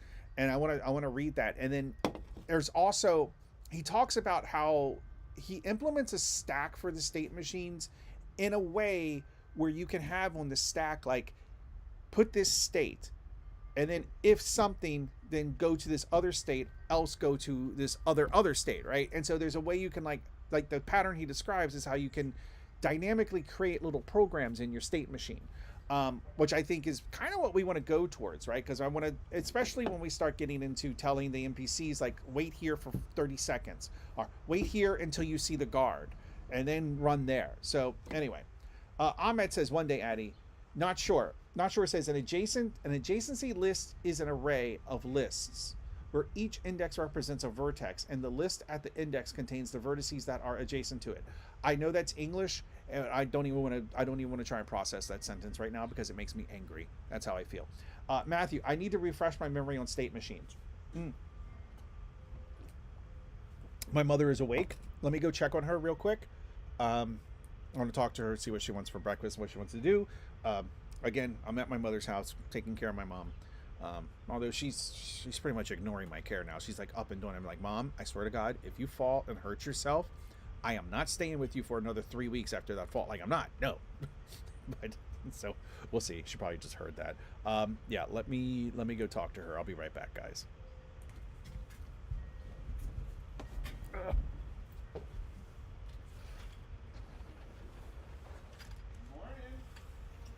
How you feeling? Hurting?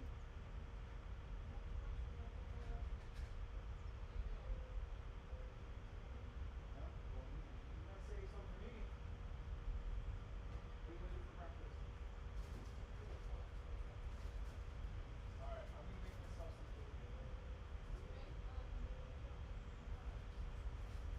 I pick it up all the time. You want small meal? All right, all right. Live stream. Do you guys have that white dough you started? Have you started it yet? Oh,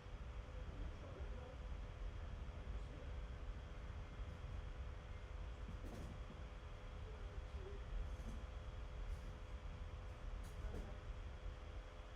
Yeah, remind me. No, I'll do it.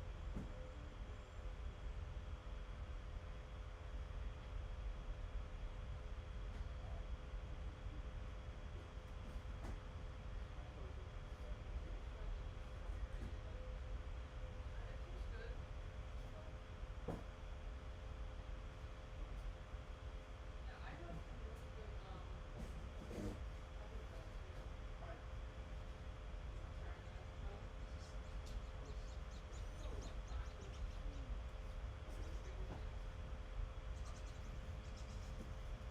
Remind me to vacuum. I'll vacuum. Just gotta remind me. Yeah, I'm gonna be streaming for a little bit. I'm streaming for a little bit. Nice.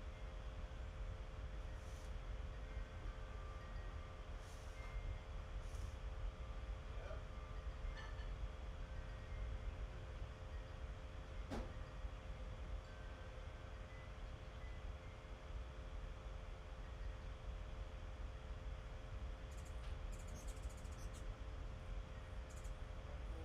Is that good? Is that good? I gotta get some soda. Can't be without those. Yeah, I'll make the beans. I'll cook the broccoli.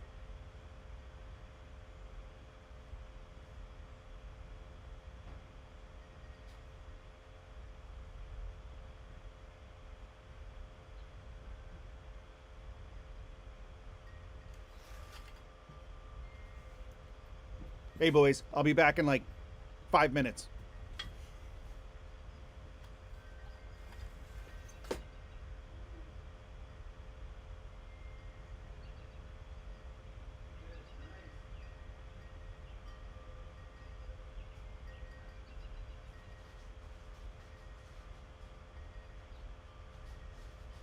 Yes, nice. You slept quite late.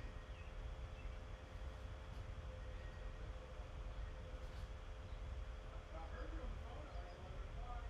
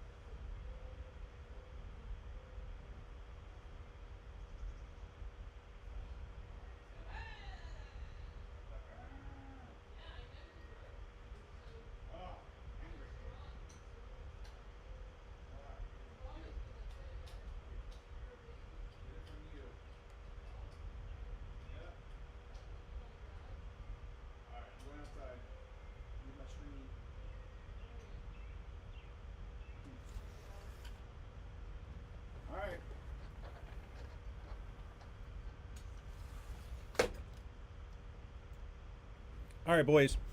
All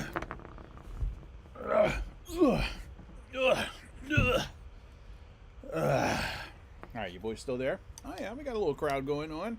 I made myself some oatmeal. So I make my oatmeal with love, but I also make it with peanut butter. And I was telling my mother, I personally think that it should be illegal to only have creamy peanut butter in your pantry. She only has creamy peanut butter. Like, no, what maniac eats creamy peanut butter? No, you gotta have extra crunchy. Extra crunchy peanut butter is the only way to go. All right, where were we? So we know why. We know what's happening. So, but and then going back to this kind of like popping states and kind of inserting states into the stack and blah blah blah. I think it's something we want to do, but right now, what we'll do, we'll just do originally what I thought. So let's see.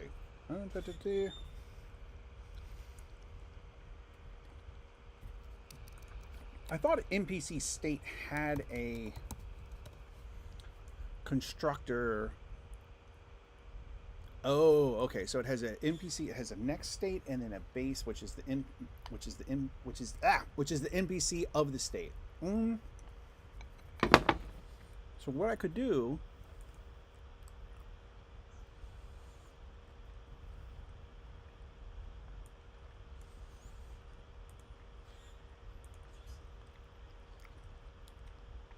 So the pursue state, to create it, you have to pass it the NPC in question.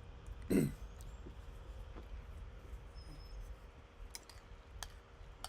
trying to think if there would be a better way to do this, but I don't know. I don't know that there is a better way to do this. So what I'm thinking of is like every state is going to have the NPC to which it is attached, and we already defined that. If you go here to the base class, that's what this NPC object here is. Unfortunately, what that means is that every time we create a state, we have to pass that object around. So we're just constantly passing the object, pass it in, which is fine, but I don't like it. I don't like it because it's repetitive, and if it's repetitive, it makes me wonder. Okay, is there a better pattern? Because ideally the NPC to which the state is attached would just be automatically attached. No. Okay, I guess not. You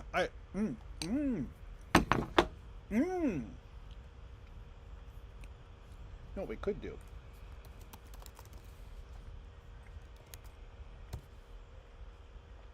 The NPC state machine. No, that's a stupid idea.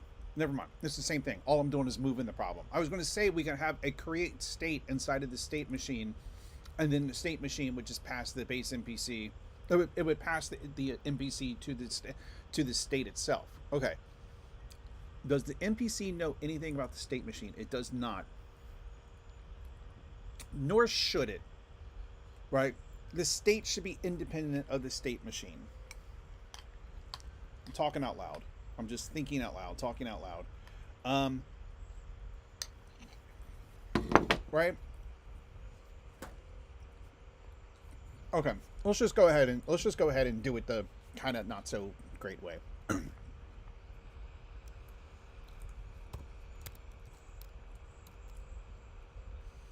What is it? Is it parameters?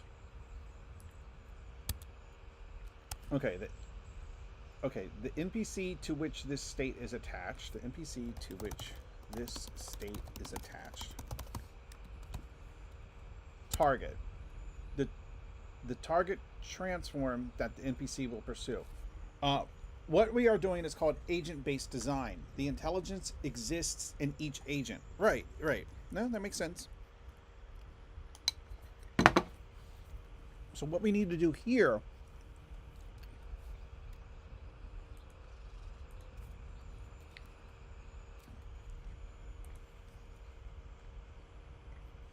we want to use this constructor. So the next state is actually the first. And is it an INPC? It's not an interface. What is... Do we even need this interface? Is it being used anywhere else? It is being used in a couple places. No, wait. It's just being overridden. Public override, public override, public override, void set state. I'm going to put a big to-do here. To-do. Do we really need / want this interface? Okay. Because we might not even need it. We might be able to just get rid of it. It might make... I should say, it might make more sense to just get rid of it.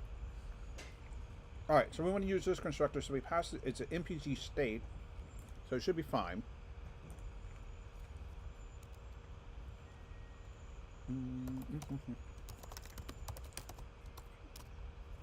So, and then we should just be able to do this. And then, when we want to switch, we just go to return this dot, is it next state? Yeah, I think it is. Okay. That should work. Let's see if it compiles.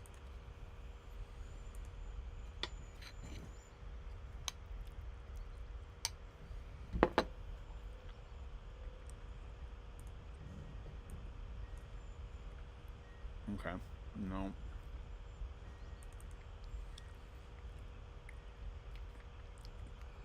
Oh, okay. So what is this? Oh, yeah. Oh. We need to do the whole thing that I was talking about. Okay, perfect. That should be that. Easy. Easy.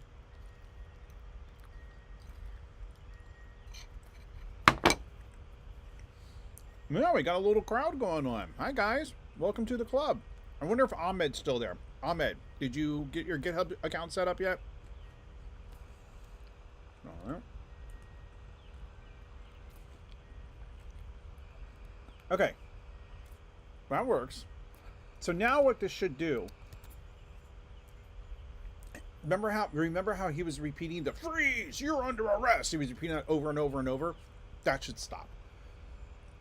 The swapping of states has not stopped. That will still be there. But yeah.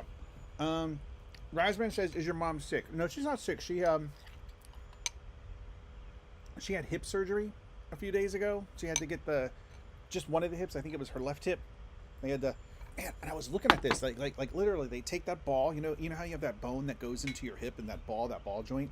They literally just cut that off, then they take a steel rod and they stick it down your femur, and then on the other end of the rod is that ball, and then they have another thing, they shave off your pelvis bone, they shave off a part of that, they put this clamp into it, and then the ball goes into the clamp, and that's the whole surgery. And it's intense. And I asked my mom, I'm like, well, did you ask if you could keep the bone? Because they cut off a good portion of the bone. I'm like, could you keep it? They never do. I remember when I had my colon surgery, I asked, I was like, could I keep the part of my colon you removed? Can I keep it? No. Because, at least in the United States, when you sign, if you have to have major surgery done, you got to sign a million things. But one of the things you sign is that any part of you that they remove automatically becomes property of the hospital. So, but I mean, personally, that surgery, if she could have gotten her hip bone, how cool would that be? You know what I'm talking about? That part of the bone that's just it has the ball on the end and then part of the femur coming down. I would love to have that. Would be so cool. I would love to have that. But anyway, so she's not sick. She just had hip surgery, and so I'm just my siblings and I were taking turns kind of staying with her. But since my two sisters have kids and families and all that, I'm staying here for a week while they're staying with her. My one sister stayed one night before I got here, and then my other sister's staying 2 nights after I leave. But hey, but I don't do enough for mom, apparently. Anyway. Darn, double digits. Yeah, we're in double digits, not sure. Can you believe it? Woo! I saw 10 there for a moment. Yep. And Ahmed says, yep, sir, I'm done. You got your GitHub account. Okay. So now, Ahmed, I want you to create a repo, and then your program that I told you to write, put that in your repo, and then send us a link. Although I think you're going to have trouble sending a link because YouTube will block you from sending a link. So just send your username in GitHub and then the name of the... Actually, just send your GitHub username and we can find it from there. Okay, so the constant yelling should stop, but the swapping of the states will not, which is something we'll address in a second. Let's at least make sure that the yelling has stopped. Freeze! You're under arrest. Oh, he's like pushing me. He's pushing me. Okay, but like I said, the yelling stopped. Okay, so now what we need to do, he needs to be happy being close enough to you, right?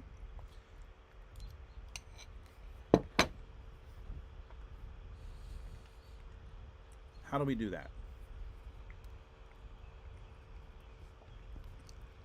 So this, okay, so the sound is played here. So what am I doing? Okay, so we make sure we have a target, right? Because we worked on that whole scan function. Oh, that's right. And didn't we abstract out the scan functionality? Yeah, entity scanner. I forgot how that worked, but I know we did it. All right.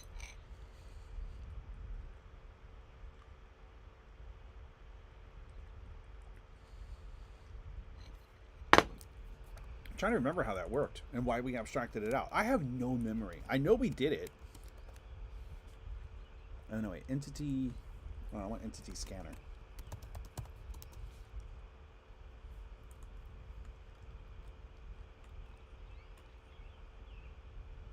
Oh, that's right. That's right. I wanted to do it. That's right. I wanted to do it as a coroutine. Ah, okay. All right. Anyway, I'm trying to remember stuff.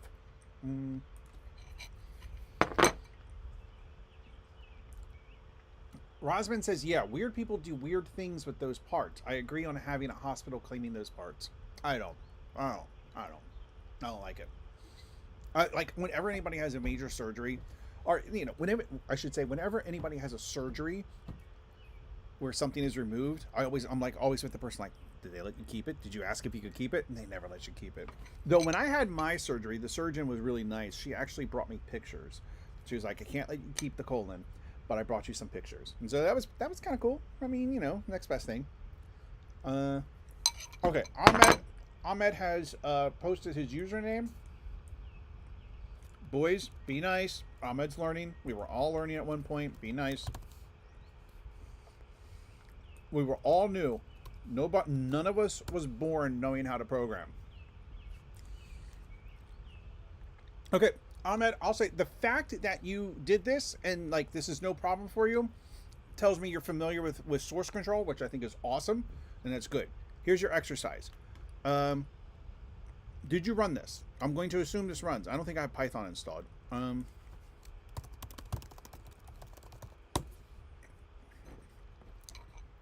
think that'll install Python, but brew might take a minute. User input, who are you? If user input too lower starts with my name is. My name is. Okay, I mean that's good. Okay, so change this program. So what I understand here is. No. Okay. So what the program should do, Ahmed, I can look at this is slightly different. It should say, who are you? And then no matter what you type, if you type cat, if you use online Python. No, that's a good point.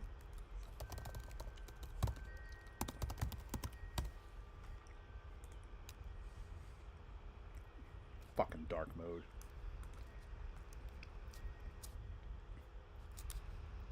Oh, come on. Can I sign up with...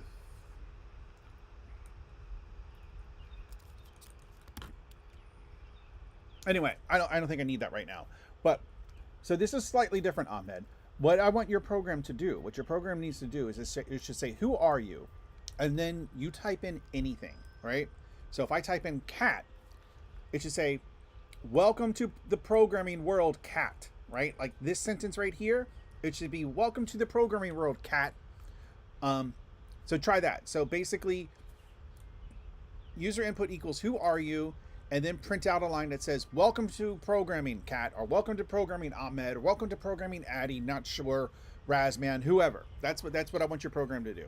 So this is a good start, and like I said, the fact that you were able to get on GitHub and create a repo and push it, like that's encouraging, because that means you know how to do source control, which is good. And source, you might not be strict with it because you're new, and I know a lot of new developers will push back on source control, but literally, if you start using source control day one, you will thank yourself. Source control is very, very helpful. I had this friend. He refused to do it, but what he would do is when he got to a good working point or a good stopping point, where like, you know, us normal people, where we would check the code in, he would copy, and then he would have a copy, and then he would just start working. He would start working, but he would have his backup copy of what worked. And I'm like, okay, I mean, sure, it gets the job done, but you're just like no. Onlinepython.com. Let's try that. Onlinepython.com. Was it a dash? Yeah. Okay, so if I look at Ahmed's code real quick. Yeah. So run. And then who are you? My name is Frank. And then welcome to the programming world. So what I wanted to do is, instead of saying welcome to the programming world, I wanted to say welcome to the programming world, Frank, or Bob, or whatever you type in. Do that. I did the same when I first started, Matthew says. I thought I was cool with an external backup drive. I mean, we've all been there. Like, we've all done it. Like, it's annoying. And like, oh, I don't want to do this. Like, this is stupid. I can just copy it to a folder. I can just copy it somewhere. It's like, no. I mean, you can. It's not going to work as well. When you get into bigger projects and you're able to like look at the history of a file, you're able to compare an old version to a new version alongside each other. You're able to like try different iterations of a file. Like, I mean, how many, like, this has happened to me a lot of times where there's some bug and you know, it's like, okay, this bug was introduced in version 4.5 and that was a year ago, and oh, there's 7 commits between then and now, so it broke somewhere in there, and then you just, you know, so you just try different revisions to try and like nail down which revision actually had introduced the bug and things like that. Like, source control is invaluable, and it's invaluable to have it. House blows up, gone. That's another thing. Like, okay, story time. When I was, this is back in the mid-90s, early to mid-90s, and I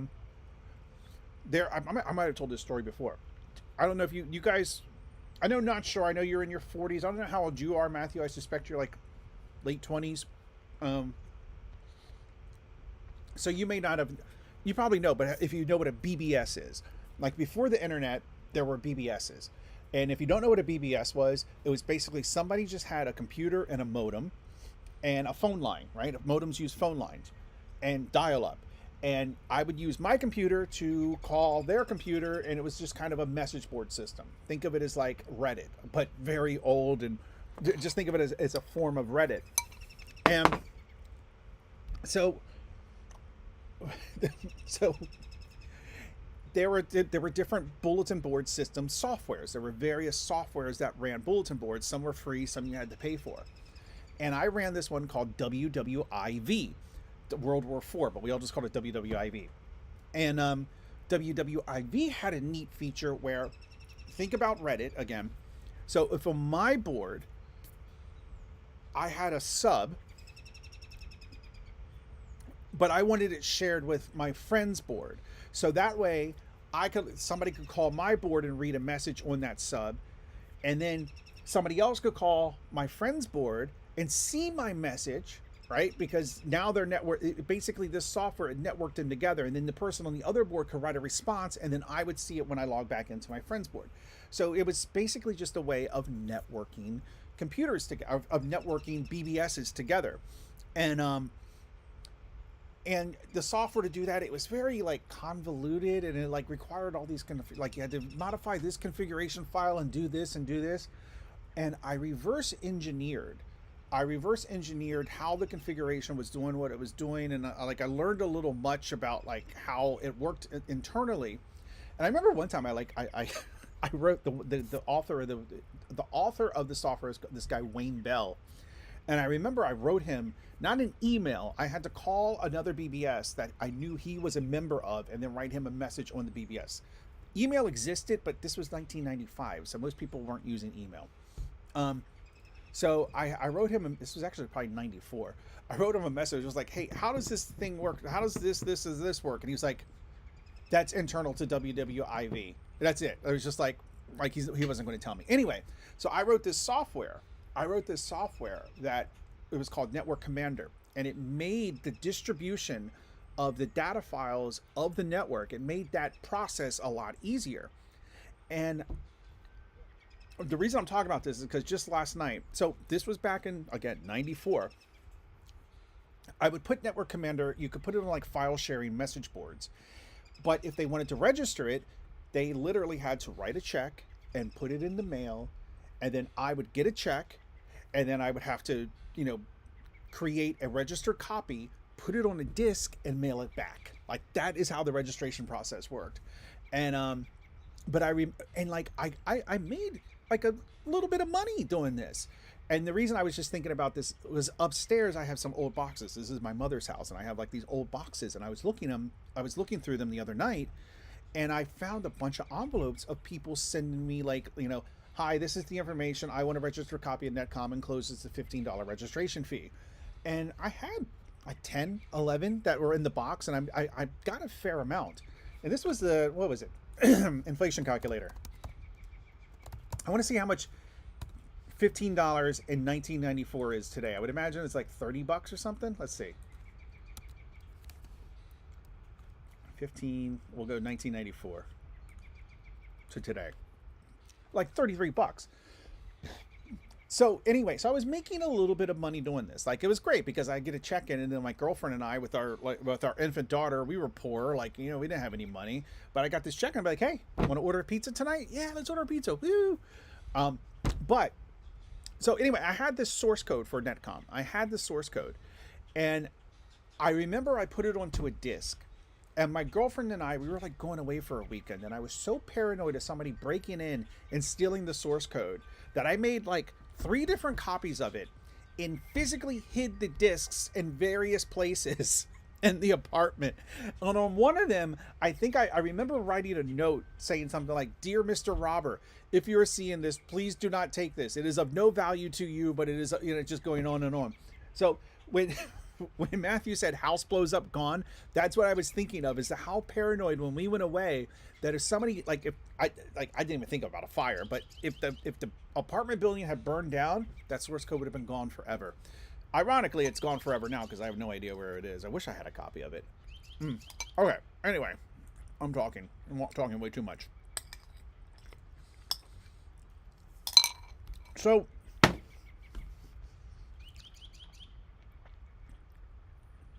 what were we doing? Okay, pursue state. He gets here. We're close enough. Reset path. So at this point, he should just stop. Does he?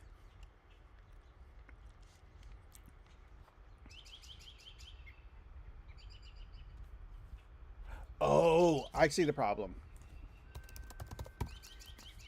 We should just return from there. Or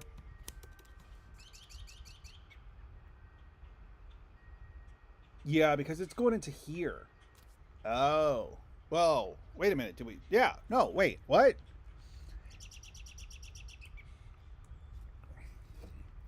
Do we even want to go back to the idle state now? Now I got to think about this. In my IT job, Matthew says, in my IT job, we had a fireproof safe with a key to protect backups. All gone to cloud by the time I left. Yeah. And like, that's the thing. Like today, like I think about that like all the time. Like, if somebody broke in and they stole every computer I have, I'd be okay.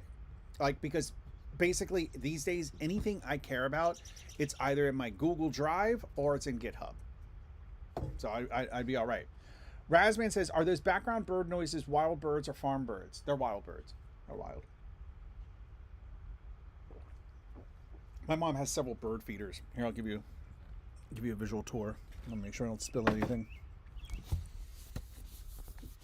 And she's got some bird feeders. I don't know if you can see them. She's got some bird feeders over there. And then like another bird feeder over there. But it's very peaceful here. I like it. It's very, very peaceful and quiet where I can spend time with you guys. Alrighty. I think...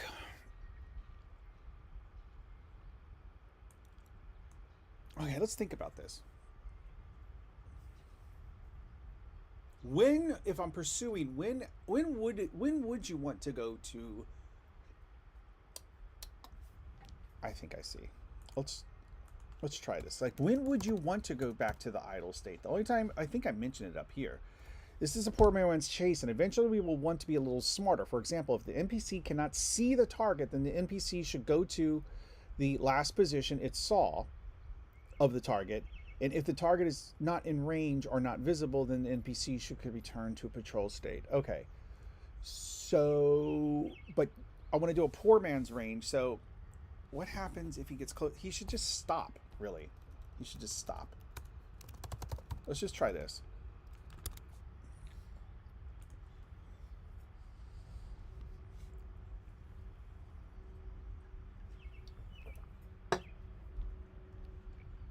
Let's see what happens. Oh, compiler errors. Okay. An object of type blah. Object of a type convertible to... Oh, okay. Yes, yes, yes.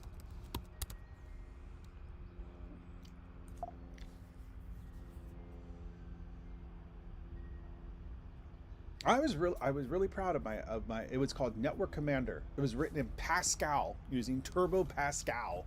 Oh man, those were the days. Oh, what a good times. What good times. Turbo Pascal. You guys ever heard it? You probably heard of Pascal. You ever used Pascal? Oh, it's very verbose from what I remember. It's been years since I've even looked at Pascal. I probably would not even... No, I would recognize Pascal code if I saw it, but I would have no idea how to write anything. It's been years. Freeze!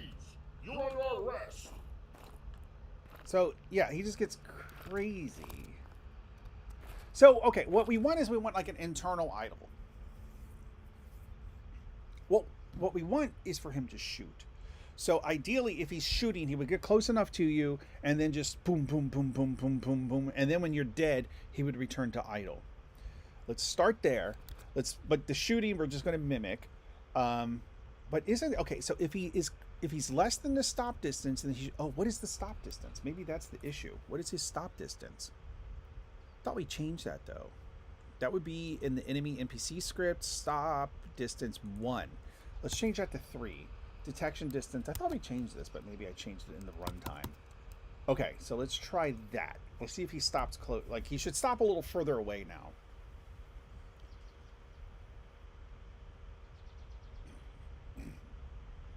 Matthew says, I left a link in the discussions for this project if you want a laugh, seeing as YouTube hates me for trying links.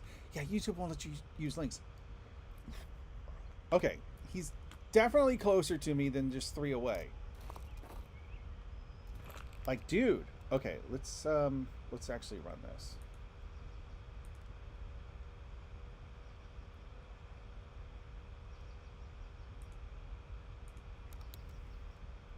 Wait, why isn't that breakpoint hitting? Okay. What happened? Okay, save.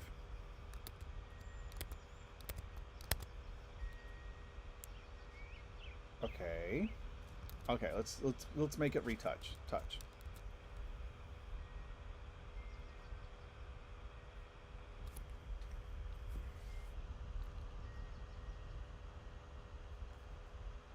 Yeah, I would really like that debug thing for health, state, and actually distance. Actually, how far he is from the player. How far an NPC is from the player. Ugh. Okay. Let's disable that. Stop distance 3, detection distance 10. I'm going to click the battery to see what is taking up so much CPU. I bet it's part of it's going to be warp. Okay. Oh, nope, there it is. Yep. Just sitting there, literally doing nothing. Yep. Okay. Stop distance. Okay, why isn't this update? So once he changes to pursue, what is happening?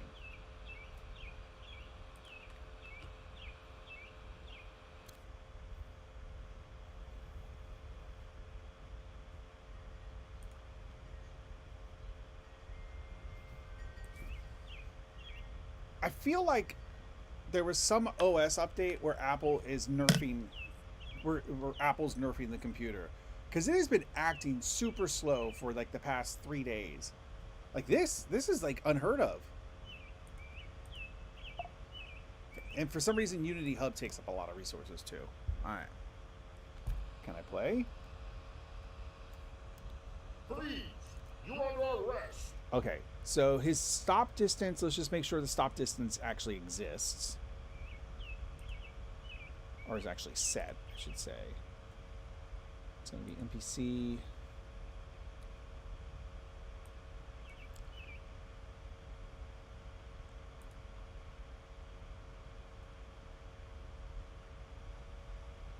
Stop distance 3. Okay, so it is set. What is distance? Distance at this point is 7.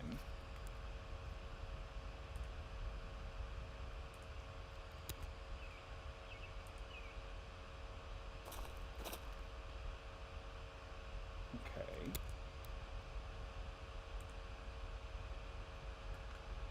Distance is 1, so it should skip over this. It doesn't? If distance is oh.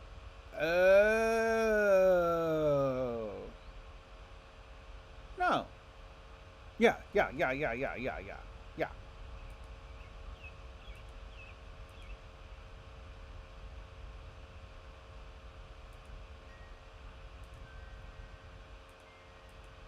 Okay. Why is he so close? That's the part I'm not understanding entirely. Okay, let's see. If I stop here, go back. So, like, I get a little far away from him. Distance is 3. Maybe I want the stop distance to be more like 5. Maybe that's the issue.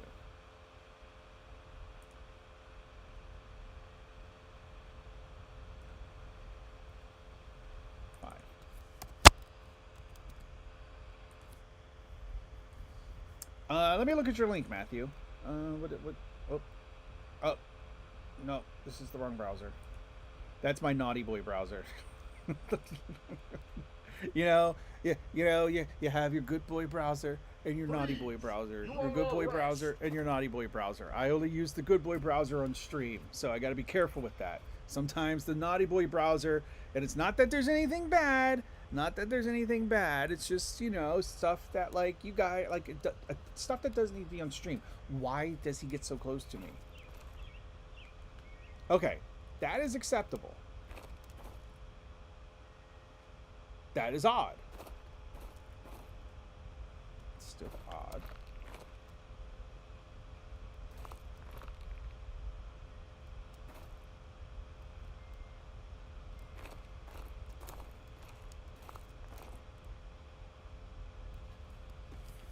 It's almost like he's moving so fast.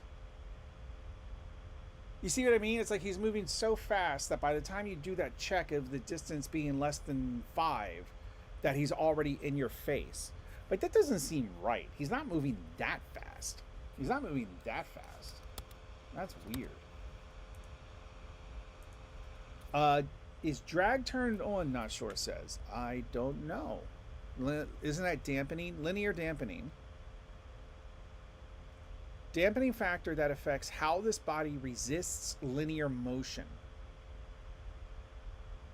Angular dampening. Dampening factor that affects how this body resists rotations. Okay, so the angular I'm not going to worry about. The linear dampening. So I want to understand the linear dampening. So that is saying dampening factor that affects how this body reacts to. So that is the higher the number, the harder it is for him to move in a linear motion. Is that what I'm to understand? So you could have a linear dampening of 1,000,000 and it wouldn't be he wouldn't be able to move, like by pushing him. But maybe it's fine if he decides to move. Am I understanding that correctly? I don't know if the dampening has I don't know if the dampening is the issue here though. Let me look at Matthew's link. So in the discussions,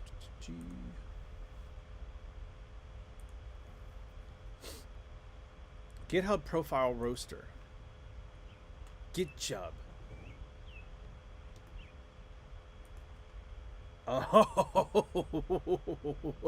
Oh my gosh. I don't know if I'm a little scared. I'm honestly, let's check. Let's do something that's not mine. Let's see. One of my favorite projects, which is this is one of my favorite projects, the SQLite browser. It's a good tool, right? If you use SQLite and you want to look at the database, this is what you go to. This is easy. But it's one of my favorite projects because it's set up very nicely. It uses lots of features of GitHub. So like if I want to learn how to like, you know, how do I have an action that does this? I can go to this project. Like it's a really well organized and good project. Let's see what this comes up with. Enter. Oh, it's just a username. Okay. Yeah, Mom.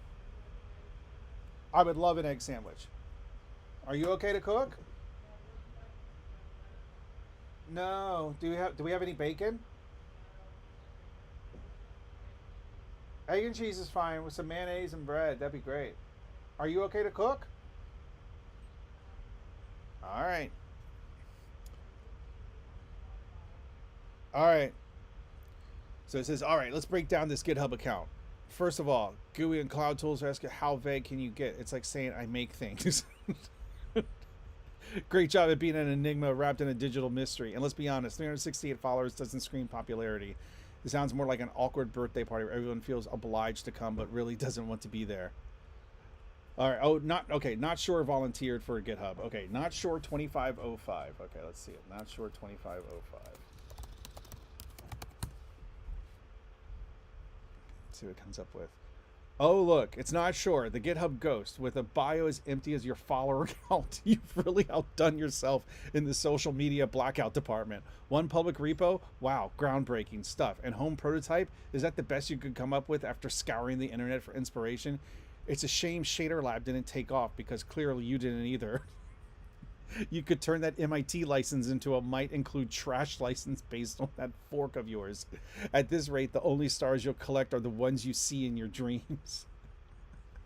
I made another software that converted blah, blah, blah to blah, blah, blah. So you can easily remember the URL while share. Oh, wait. Okay, that's something else. Okay. Let's see. And then Razman has volunteered. Okay. All right. I'll do mine after Razman. Let's do Razman. Razman's an invalid username. Yeah. All right, let's do mine. Okay. Did I hit a limit or something?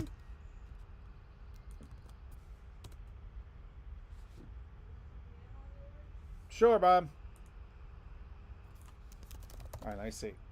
Okay, so Razman, maybe you didn't give me the correct name.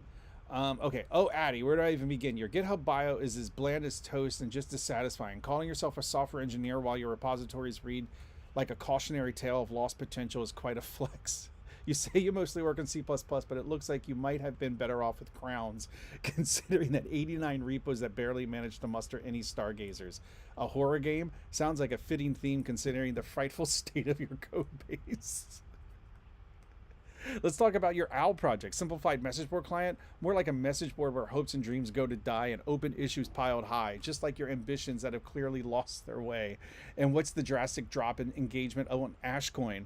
It seems even your cryptocurrency has abandoned more than a lost puppy, has been abandoned more than a lost puppy. The only thing scarier than your projects is the concept of you trying to manage friendly NPCs. Ugh. Wait, my wife's calling me.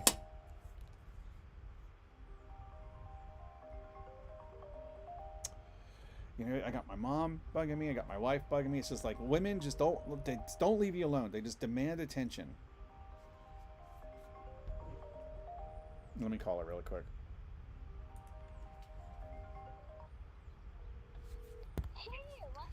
Hey, I've been streaming since like 8 o'clock, honey.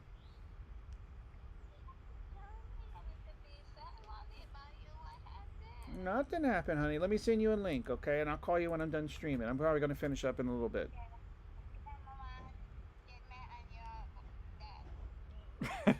All right, honey. I'm in. All right. Bye. Okay. I swear, just women just don't. They just demand attention. Like, you know, not sure. I envy you. Single. Oh my God! Come on. All right. I'm sending my wife a link to the stream. Alrighty. Okay. Let me get back over here. The only thing scarier than your projects is the concept of you trying to manage friendly NPCs in your game when you can't even manage a decent GitHub profile. Keep dreaming, Addy, but maybe it's time to wake up and realize that survival in the tech world requires more than a handful of juvenile project ideas. Damn, burn. Burn. All right, Raziel. I'm copying it.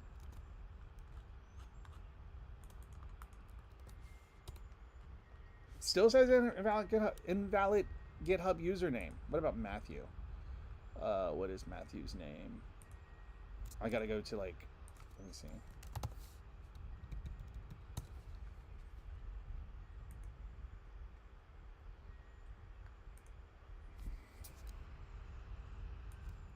All right. Oh boy, Matt Valle, where do we even start? Your GitHub bio reads more like a ghost town than a professional game developer's portfolio. No company, no location, and only one lonely follower. It's like you're the only player left in a multiplayer game that got shut down. With 6 repos, you must be incredibly proud. Too bad most of them are either abandoned or lacking a real description. Seriously, a home prototype sounds more like an unrelated homework assignment than a game. And let's be real, your games getting 0 stargazers say more about your projects than your so-called professional status. The only thing you've managed to stick out is a common code base, and it's common, all right. Hardly the groundbreaking stuff that would make anyone stop and take notice. Space nomads? More like space no more, considering the ambition levels displayed in your repos.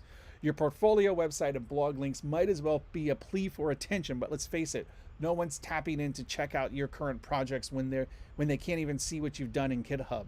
Your work speaks so loudly for itself that it can barely be heard over the sound of crickets. So Matt, maybe spend some time actually finishing or promoting your work instead of just collecting repos like Pokemon cards. That's pretty funny. No, that's scary. Wait, I can do it in a different language. How is Spanish not on this list? Really?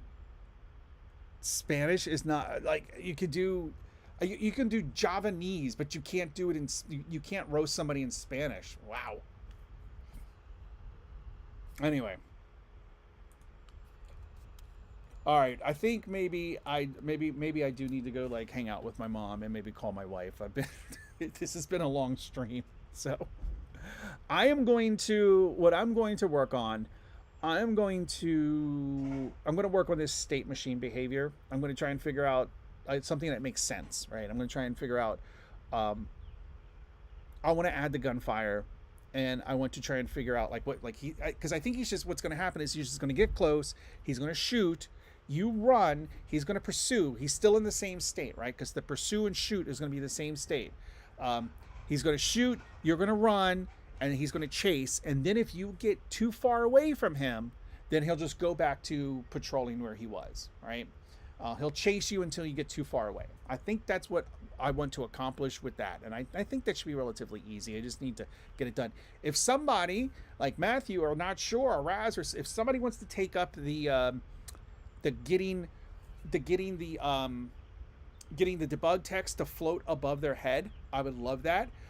It doesn't need to be separate text fields for each stat. The AI, I like the way the AI did it, where it was just one text field and literally you just populate it with /n/n. I know that's not the most performant, but not too worried about performance when it comes to debug code, right? Because it'll be disabled when you actually release the game. Obviously, it should be somewhat performant, but not super worried about performance. But yeah, so I'm going to end it there. I think it's been a long stream. I'm going to eat this egg sandwich my mom's making. Then I'm going to go do my walk.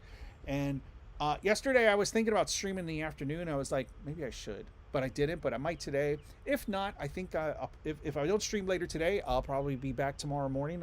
I like this. I was planning last night when I went to bed. I was planning to actually stream this morning, and I was like, yeah, no, I'll just get up and I'll do my morning stuff for like a half hour and then I'll come down and stream. And I was thinking, okay, so that should probably be around 6:30, 7 o'clock. I slept until 7:30 today. 7:30. Like, that's unheard of for me. I woke up and I looked at them. I'm like, wait, is there a problem wrong with my phone? No, I woke up at 7:30. Crazy.